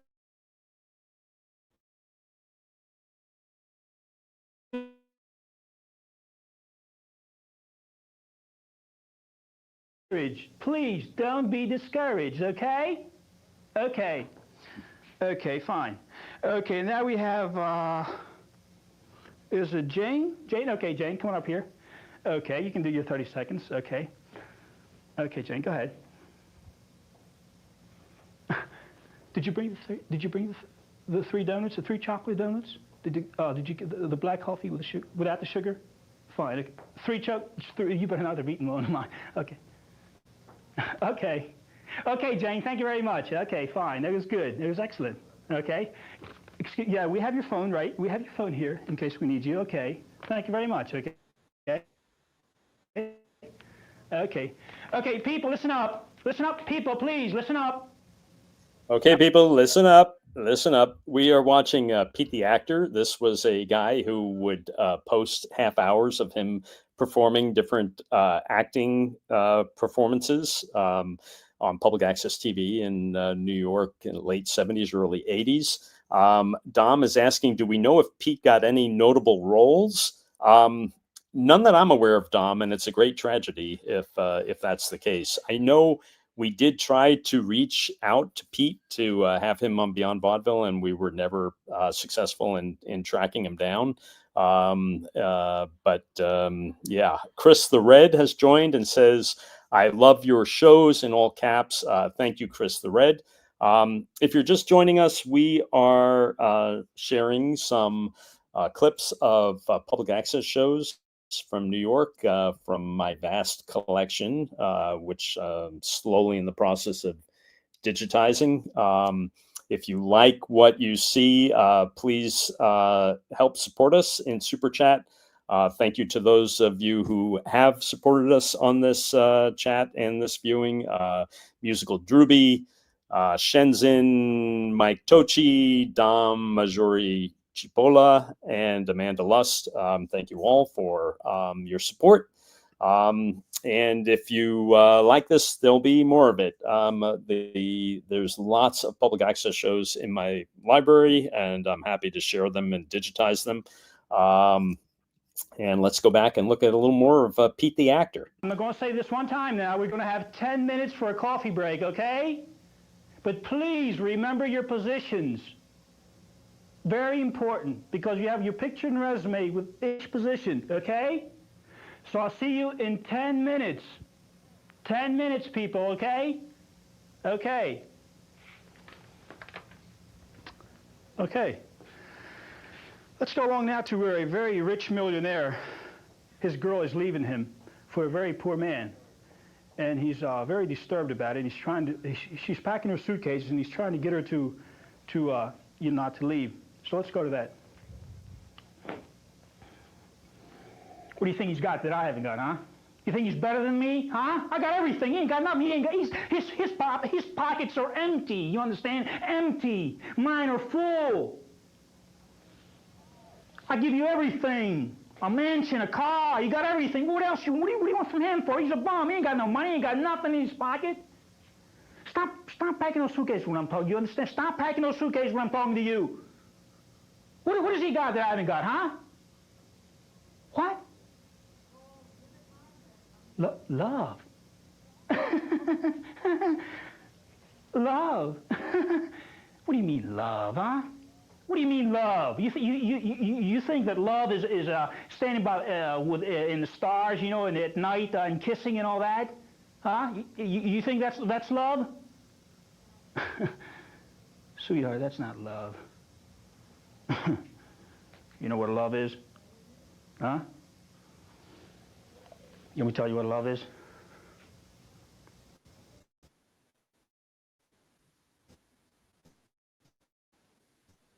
Money.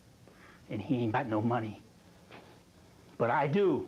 And if you walk out that door, sweetheart, you're leaving a good life behind you. You understand? You're not coming back to me. Hey, quit packing those bags. I'm telling you, quit. You know how many women would go for me because I got money? Huh? You know how many women would just go for me just like that because I got money? I mean, they're all over the place, man, because I got money. And you're walking out on it. I'm telling you, sweetheart, don't go. I'm telling you, don't go out that door. You ain't coming back if you go out that door. Don't go out that door. You better not. Hey. I don't need you, you know that? You don't mean nothing to me anyway. I didn't want you to come. You ain't coming back here. No. You didn't. You think you're smart for the. You think you got something that. I don't need you.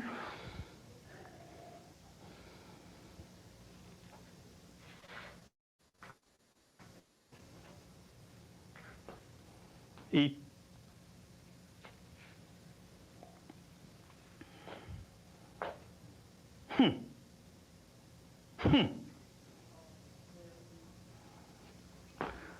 Okay.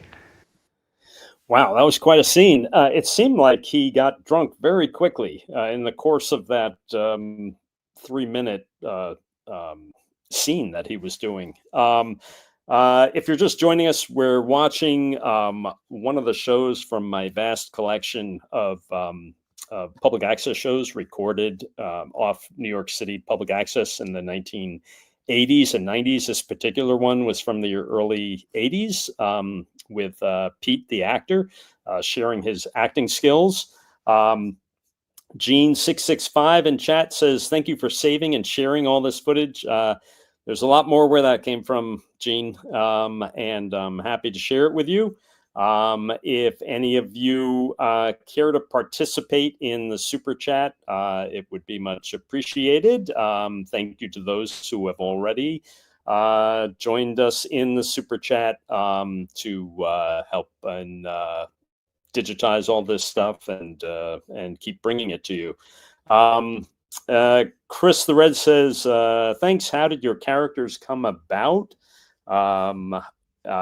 Chris, Frank Hope had Frank Hope originally was doing stand-up in New York, and that eventually carried over into the public access show.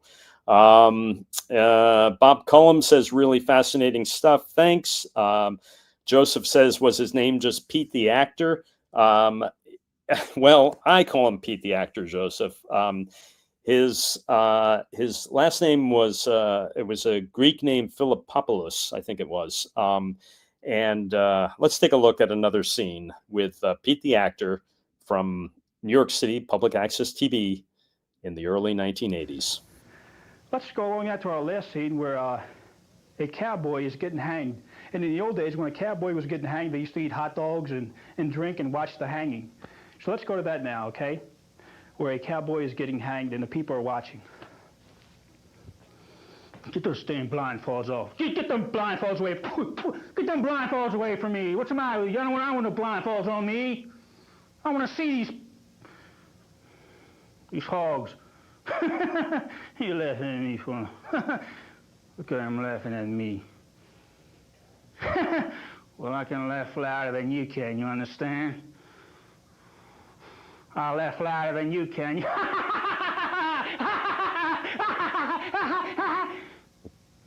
Damn hogs. Look at them eating the hot dogs and drinking, watching me getting hanged. Well, I can outlaugh you all. You understand?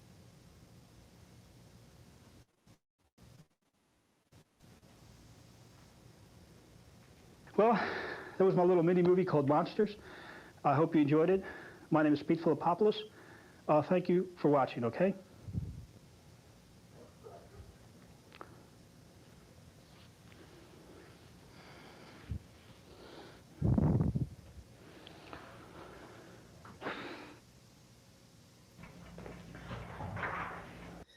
Dom is saying that last one is pretty terrifying. Yes, Pete getting hanged at a public hanging. Wow. His last... I love some of the comments. By the way, some of the comments that you all put on the clips on Instagram and Facebook and YouTube are really classic. And Mr. Midnight just points out his last words in that scene were about hot dogs. Tragic. Yeah, that is pretty tragic. That his last words were about hot dogs. This is from another one of Pete's acting shows that he would put on public access TV in New York in the late 70s, early 80s. Chris the Red, thank you very much for joining us in Super Chat. And with the comment, these should get more recognition. People, you know, Chris, I don't know. I'm not sure what came through in the message. It looks like it says these should get more recognition. These people are amazing in my eyes. I think that's what it's saying here. Chris the Red, thank you for participating in Super Chat. If you're just joining us, I'm sharing with you some clips that have been digitized from my vast collection of public access shows in New York from the 1980s and 90s. If you are interested in supporting this and wanting to see more of this, please let us know in the Super Chat, as Chris the Red just did. Thank you, Chris. Dane Fagerholm says, bravo, Pete. Yes, let's hear it for Pete the actor, who just did an amazing performance of a man getting hanged. And I think we're about to see him. It appears that he is in the pool hall, so we'll see what happens in this scene.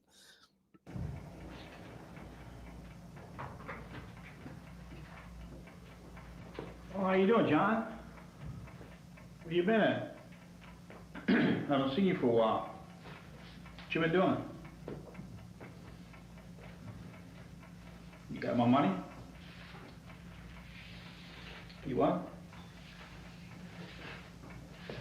Well, I don't need $40, John.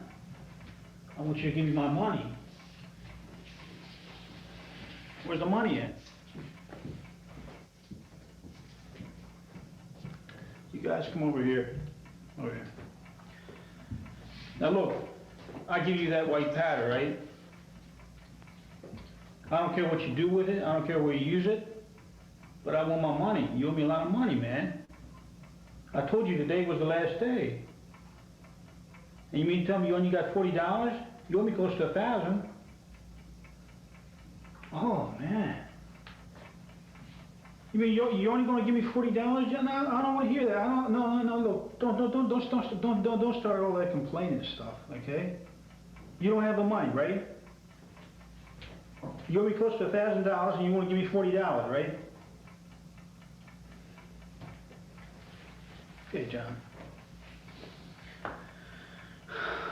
John. You just never learn, do you? You keep doing that stuff. I keep giving it to you. And you feel good, but you don't want to pay, right? He seems to be putting an excessive amount of chalk on that cue stick. But anyway, let's continue to see what happens in this scene. Damn it, I told you I wanted that money. I told you today. Didn't I tell you what time to come here and give me the money? Just shut up. Don't say nothing. You guys, put them on the pool table. Put them on, go ahead. Put them on the pool table. That's it. Okay, John, don't holler, John. Nobody's gonna be in here. Okay, just hold his leg there. Hold his leg there, okay? Just hold his leg. Now, John, I'm sorry I'm gonna be doing this to you, but you gotta learn. I'm gonna break your legs. I'm gonna break both your legs. Just hold his legs. Hey, no screaming, man. It's not gonna do any good. Okay, you ready for the first one? You ready for me to break your first leg? Okay? Okay, John.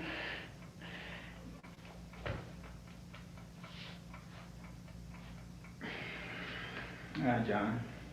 Get him off the pool table. Look, John. I'm going to give you until 4 o'clock tomorrow afternoon. Okay? No, get him off the pool table. Take him off the pool table. I'm going to give you until 4 o'clock tomorrow afternoon to bring me that money, to show me, okay?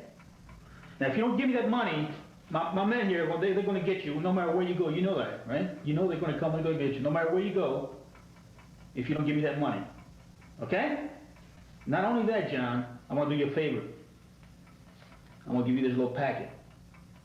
It's going to steady your nerves a little bit because you stink, you know? I want you to take this and you'll be good for a couple hours. And tomorrow you come here at 4 o'clock and John, you better have that money. Because it's not going to be your legs, it's going to be broken. It's going to be your life.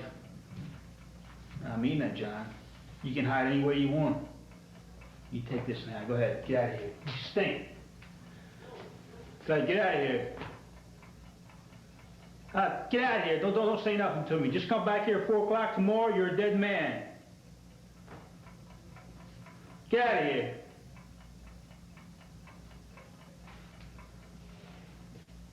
Damn chunkies. Whose shot? Is it my shot?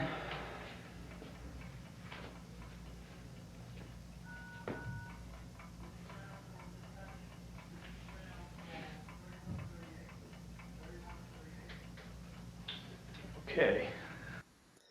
Wow. I'm sure, like you, I'm really glad that he had a change of heart there. I was worried for John for a minute there. It seemed like his legs were going to be broken.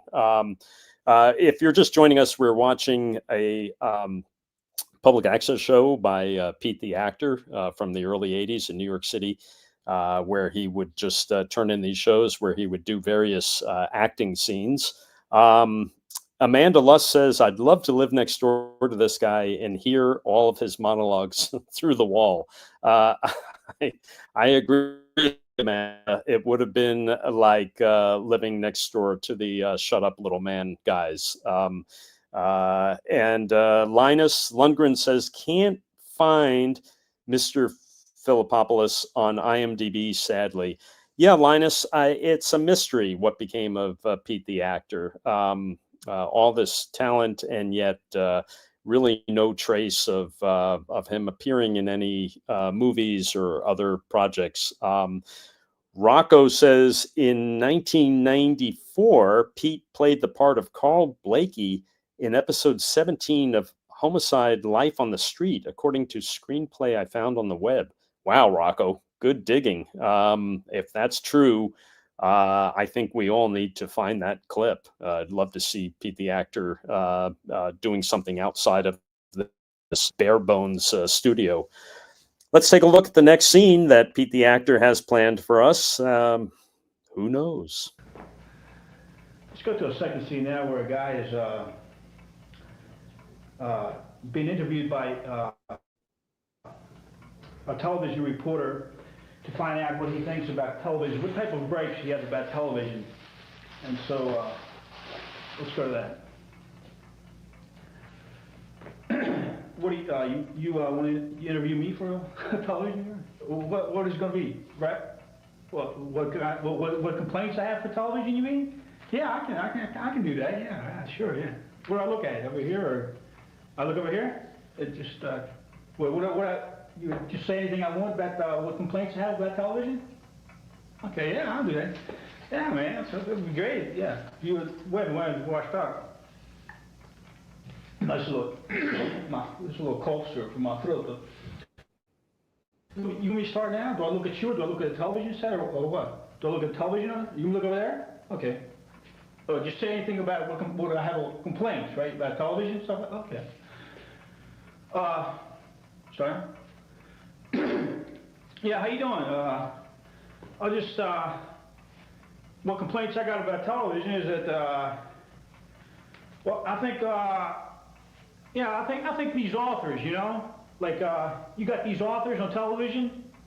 Man, I see them on television on talk shows, right? And they push their books, man, right? And you, like, ask them, man, like, what are you writing the book for? You dig? And they say, man, like, I'm writing the book, man, like, because I want to enrich people, you know? Keep looking at that. I want to enrich people, you know? And someone else says, what are you writing this book for? And he says, because I want to show people what I've learned so they won't make the same mistakes that I have made in my life. You know what I mean?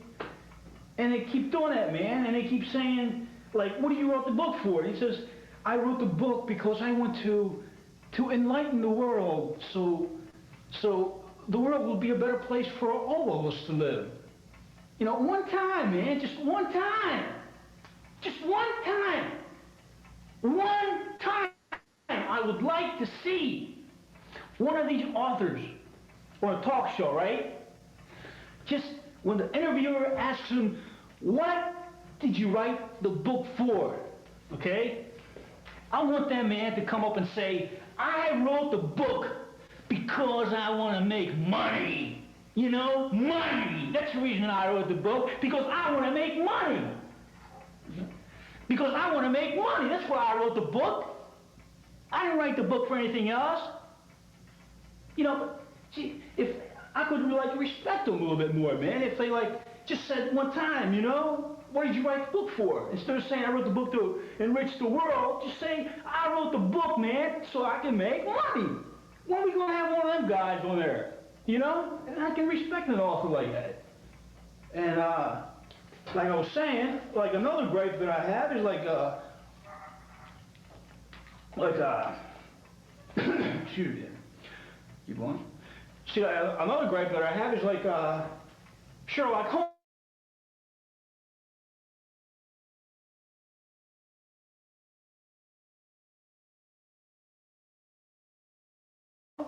Like they take this show, these producers in Hollywood, you know, man, like they're all sniffed up on something, man, and they like say, oh wow, man, let's make like Sherlock Holmes meets Frankenstein, you know what I mean? Or they take Conan Doyle's works and they... If you're just joining us, we are watching Pete the actor.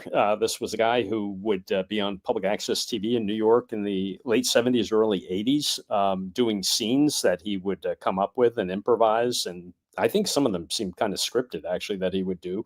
Dom is asking in chat, was there ever any other actors on the show with him? Actually, no. It was always just Pete and a bare studio and a couple of simple props. But he would do multiple characters himself. He'd always be talking to other people just by himself.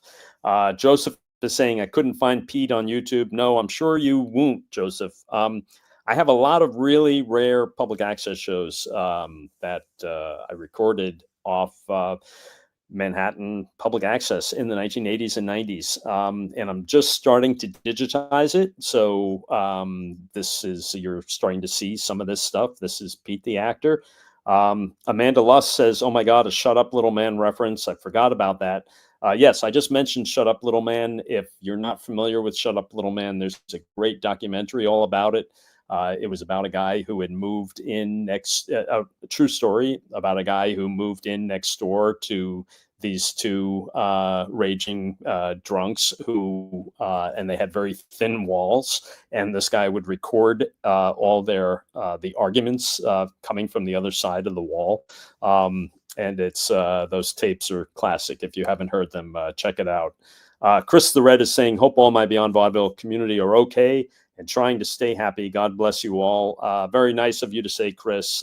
Thank you, and back at you. Chris is among those who participated in our super chat so far on this stream. And I want to thank you for that, Chris. I want to thank Musical Drooby. I want to thank Shenzhen. I want to thank Mike Tochi. Thanking Dom, Majori Chipola, Amanda Luss, Dee Barker, and Chris the Red. Yeah, thank you all for supporting this channel and what is being done here. Yeah, we'll just keep digitizing stuff and sharing it with you. Dirk Vandenberg is saying hello from New Zealand. Hello, Dirk. Welcome from New Zealand. I love New Zealand. I actually spent time there working on a TV project on both the North and South Island, and it is an awesome, awesome place. You're very lucky to live there, and hope you are enjoying yourself there, whether you're on the North or the South Island. And if you're just joining us, like Dirk, we are watching a digitized tape from my public access collection, stuff that I recorded off public access TV in New York in the 1980s and 90s. And this is Pete the Actor. And let's just watch the rest of this scene where he's playing a guy who's drunk and being interviewed on the street by a news crew. And instead of leaving it original, like it should be, they mold it and they take it and they take his works apart and they add on their own silly, stupid producer, director type things on there on Sherlock Holmes, and they should just leave Sherlock Holmes alone, man. You know what I mean? Just leave Conan Doyle's works alone. Just leave Sherlock Holmes alone and leave Basil Rathbone. That's his name, right? Basil Rathbone alone, man. He's the best Sherlock Holmes there ever was. There ain't gonna be nobody else. But you got these producers in Hollywood, and they keep giving us new Sherlock Holmes who can't enact their way out of a wet paper bag, man. Just leave Basil Rathbone alone. Leave Conan Doyle alone. Leave Sherlock Holmes alone. We want the original Sherlock Holmes and Conan Doyle. And don't twist Conan Doyle's works and tear it apart. Just leave it alone, man. That's all right. I got wait a minute. I got another one I'm gonna do, okay? Just one more. See, this is another one of those other gripes I got, like see, there's these kids in school, like it was a couple kids, man, and it was two guys. And they were like, and every time they came to school in the morning, like they had this white stuff on top of their lips, you know, like this milk-like thing, man. Because they used to drink milk in the morning, used to have this like a milk on top of their lips, you know. And it used to make me want to like puke, man. I used to like just take these guys, and just punch them right in the face, you know. Because every time I saw them, man, in the morning, they come in here, man, and had this white stuff on top of their lips, you know. They come in here, you know, and with their hand up in the air, and there's white stuff on top of their lips, you know. And I just punch them, I think it was about two or three guys like that, you know what I mean, man? Like they used to drink the milk and go on top of the lips, and man, and I used to like just walk on, boy, they used to get me so aggravated, you know what I mean? And I just punch them right in the face, you know? And hey, wait a minute, I'm not finished yet. Just give me another chance. I got some more grapes. I want to like put. Hey, where you going, man? Hey, wait a minute. I want to give you some more grapes. Wait. Hey, come on back here, man. Hey, get it. Yeah.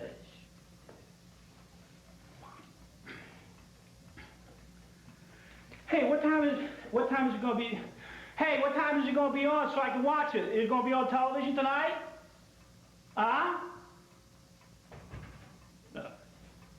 Get it.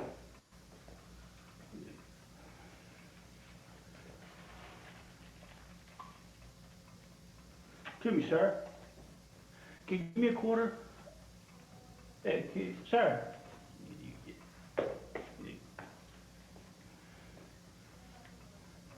Excuse me, miss. Give me a quarter, miss.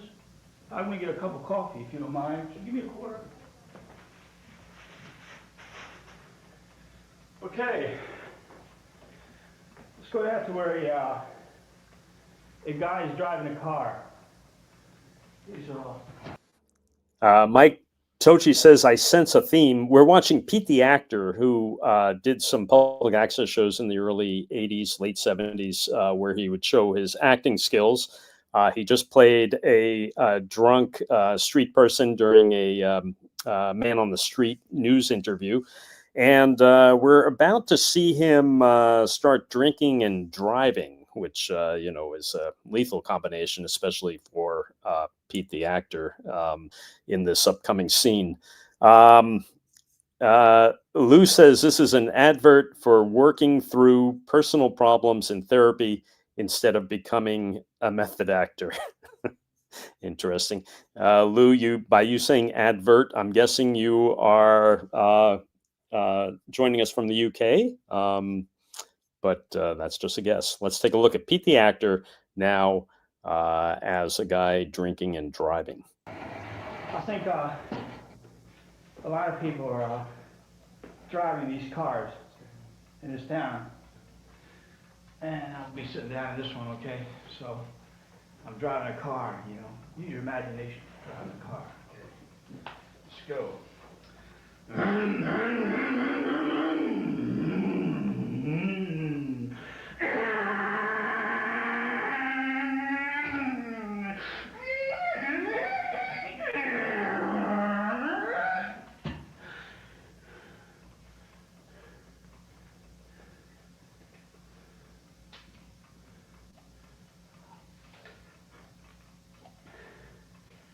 Excuse me, sir. Excuse me, can you come here right now? Can you tell me where Fame and Fortune is? Fame and Fortune? 2 miles down the street. Thank you very much.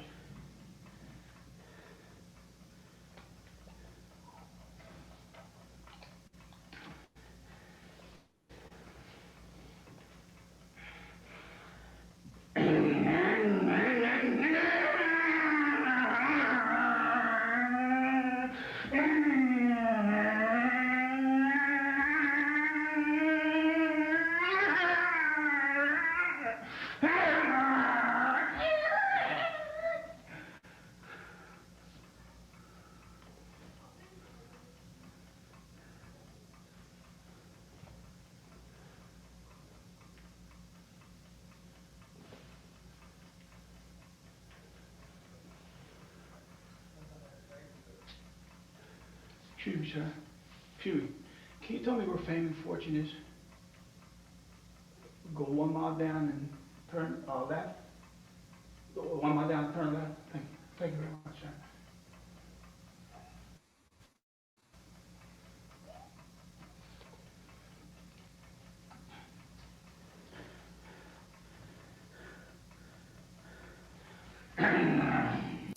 If you're just joining us, we are watching Pete the Actor. This was a public access show from New York City in the early 80s.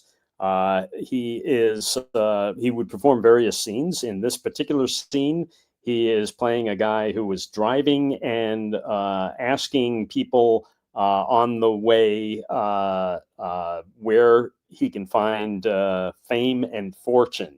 and he keeps taking some nips from his bottle of presumably some kind of booze, and we're about to see what happens.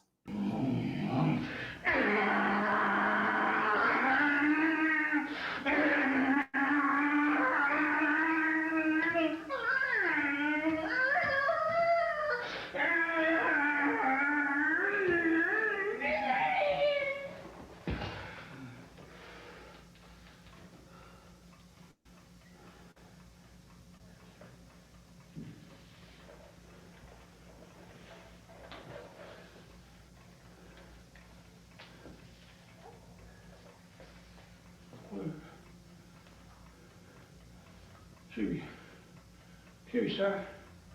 Can you tell me where Fame and Fortune is? What, just 1 mile down? Just, Fame and Fortune is 1 mile down there? Thank you, sir.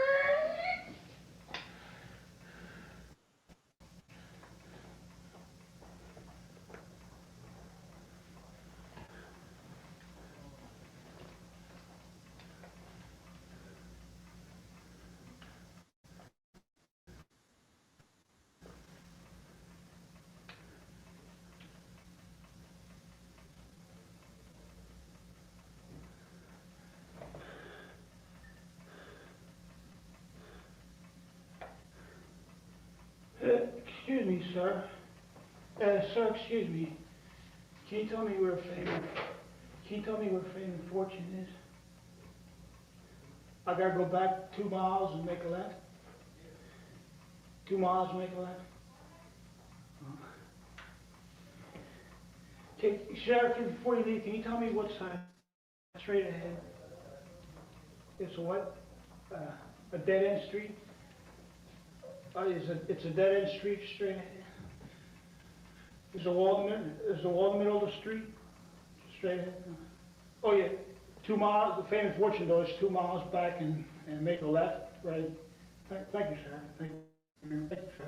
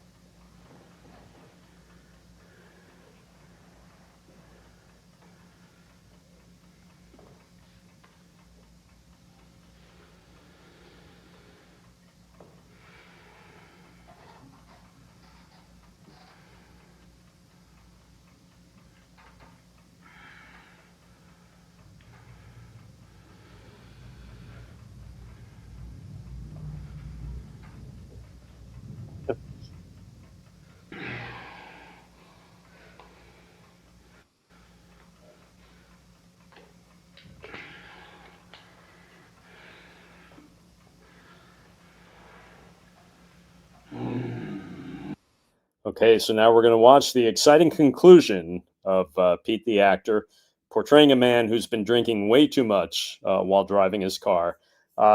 Dirk Vandenberg says in the chat, "I'm right there in the car with him." I hear you, Dirk. Where I think we're all in this car with Pete the actor right now. Mike Tochi says, "Now I want to meet the camera operator." Mike, I believe the camera operator on this was this talented guy, Mitch Levinson, who I think that was his last name, who was a cameraman on our earliest Beyond Vaudeville episodes. Our earliest Beyond Vaudeville episodes were shot in this studio up at 218th Street in Manhattan. And Mitch was a really talented camera operator. There were two cameras. He operated both of them. He also operated all the mics and audio.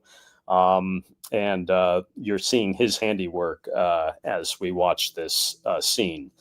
So let's see now what happens in this dramatic scene with Pete the actor, who has been drinking way too much, is looking for the crossroads of fame and fortune, and is starting up the car once again.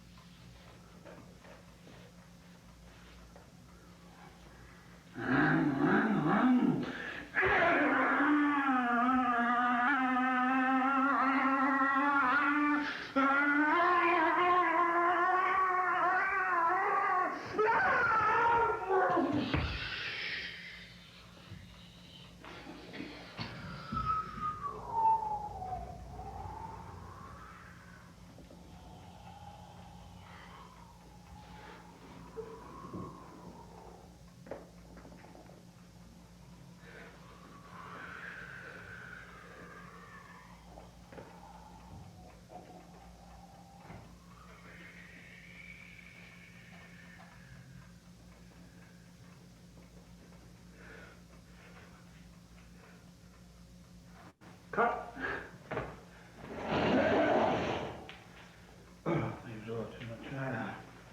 Let's see where we got to. And there you have it. Mike is asking, did Pete work the camera moves out with him, or was it all his own? Mike, we don't know. We don't know too much about the history of these episodes. I do know that Pete did at least 3.5 hours of him doing these scenes, and those reran quite a bit, but don't know too much about the history of the making of them, other than the fact that it did shoot at the same studio that we were in. And I think we have one more scene from Pete the actor. If you're just joining us, we are watching Pete the actor from the early 80s, late 70s, New York City public access. He was an actor that would just put up himself in a bare studio with a couple of props, acting out scenes.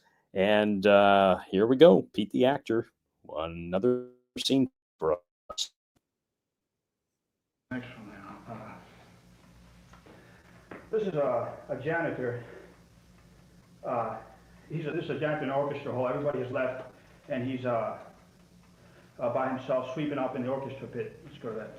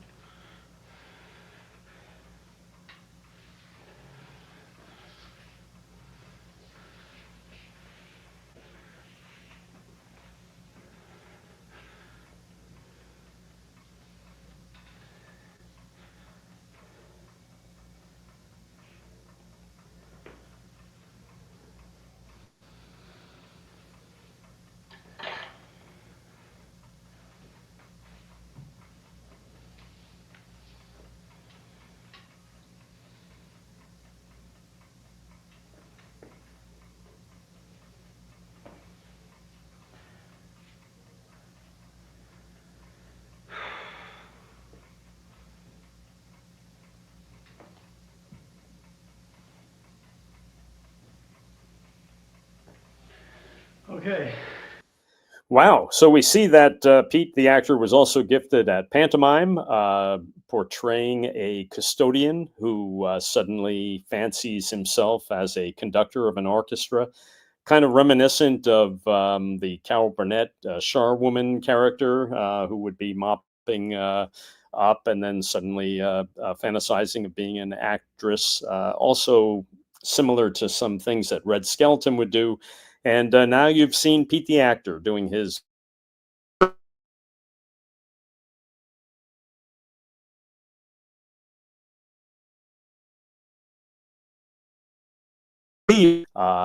and this is a real classic. So here we go. Amanda Lust saying, clocking in at work now. This was awesome. I'll be tuning in next time. Thank you. Thank you, Amanda Lust. And I hope you have a good rest of your workday. Thank you for spending this time with us, Amanda. Also, thank you for participating in the super chat. It's much appreciated. Also want to thank others who have joined us in super chat, supporting what we're doing here. Musical Druby, Shenzhen, Mike Tochi, Dom Majuri Chipola, Amanda Lust, D. Barker, and Chris the Red. Thank you all for your contributions in super chat, supporting what we do. Thank you. Okay, let's see this final scene of Pete the actor from his early 1980s New York City public access show, where he would highlight his acting skills. Let's go down to where a guy has a clock, and he wants to stop time. Okay? Let's go to that.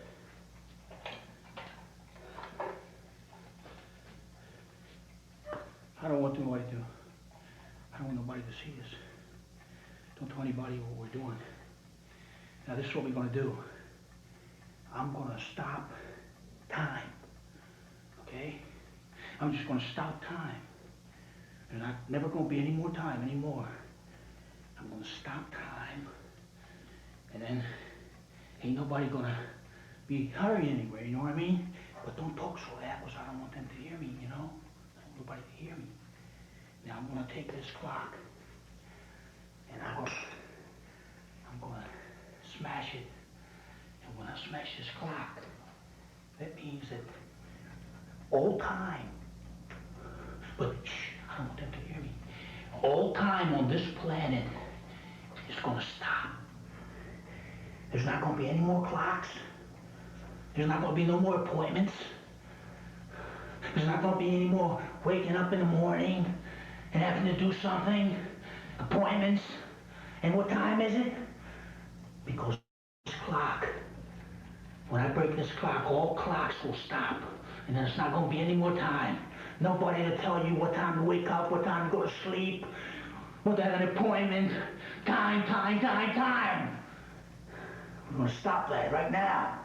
Shh, I don't want them to hear me, because they might be coming after me. Now, you ready? We're gonna stop time. Forever. There's not gonna be any more time. No more time. No more appointments. No more having to look at the clock.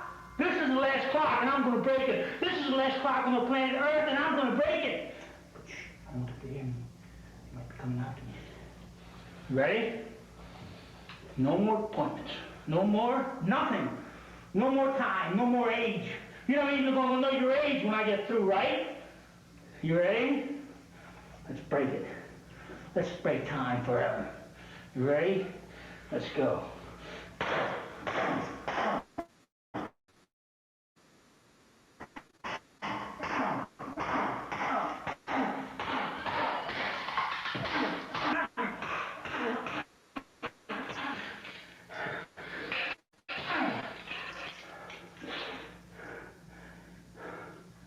No more time.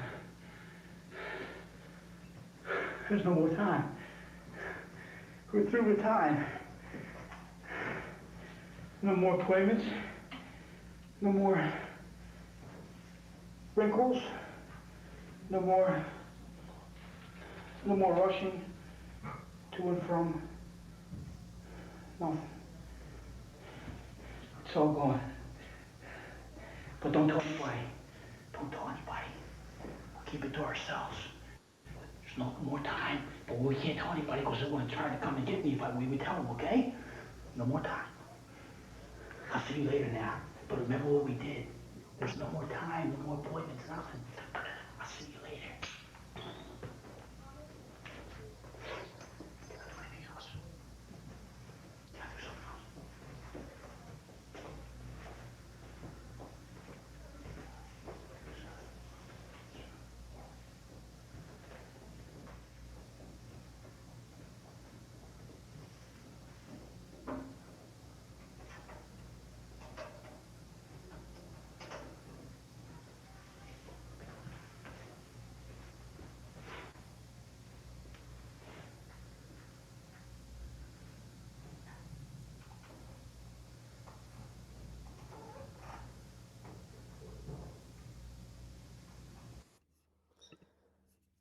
Well, there you have it.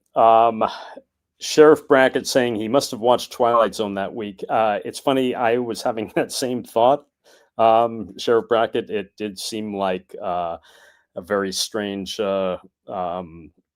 on Rod Serling. Mr. Midnight says, could Pete have been on Beyond Vaudeville, or was his stuff a little too dark? Mr. Midnight, we actually wanted to have Pete on. We just couldn't track him down. Not all of his stuff was dark. He would also do imitations of a tree. Yeah, not all of his stuff was dark. It just, some of it was. He was a very versatile actor who ran the whole spectrum of life. Anyway, I want to thank you all for joining me here. I was just sharing some clips from my vast public access collection from New York City Public Access in the 80s and 90s. I've started digitizing some of that, and happy to do more of it and share more of it with you.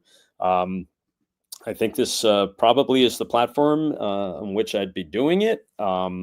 And I want to thank everyone who participated.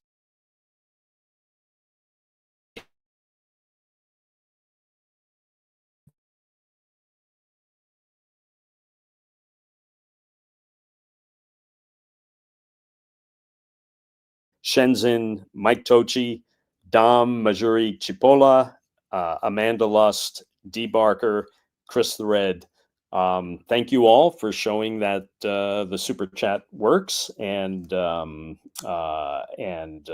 will help toward contributing to digitizing all this material. There's a lot of material. I'm happy to share it with you, and yeah, stay tuned for more. So thank you all again for joining, and hope you're all having a great day wherever you are in the world. I know we've had people coming in here from New Zealand and elsewhere. Lou says, thanks for sharing the shows and answering questions. Happy to, Lou. Thank you for watching and joining us. Keep spreading the word on Beyond Vaudeville, at Beyond Vaudeville on YouTube and Instagram and Facebook. Keep spreading the word. We just hit 50,000 followers on Instagram, which is awesome, and appreciate all the support everyone's providing. Thanks again. Have a great day. Bye.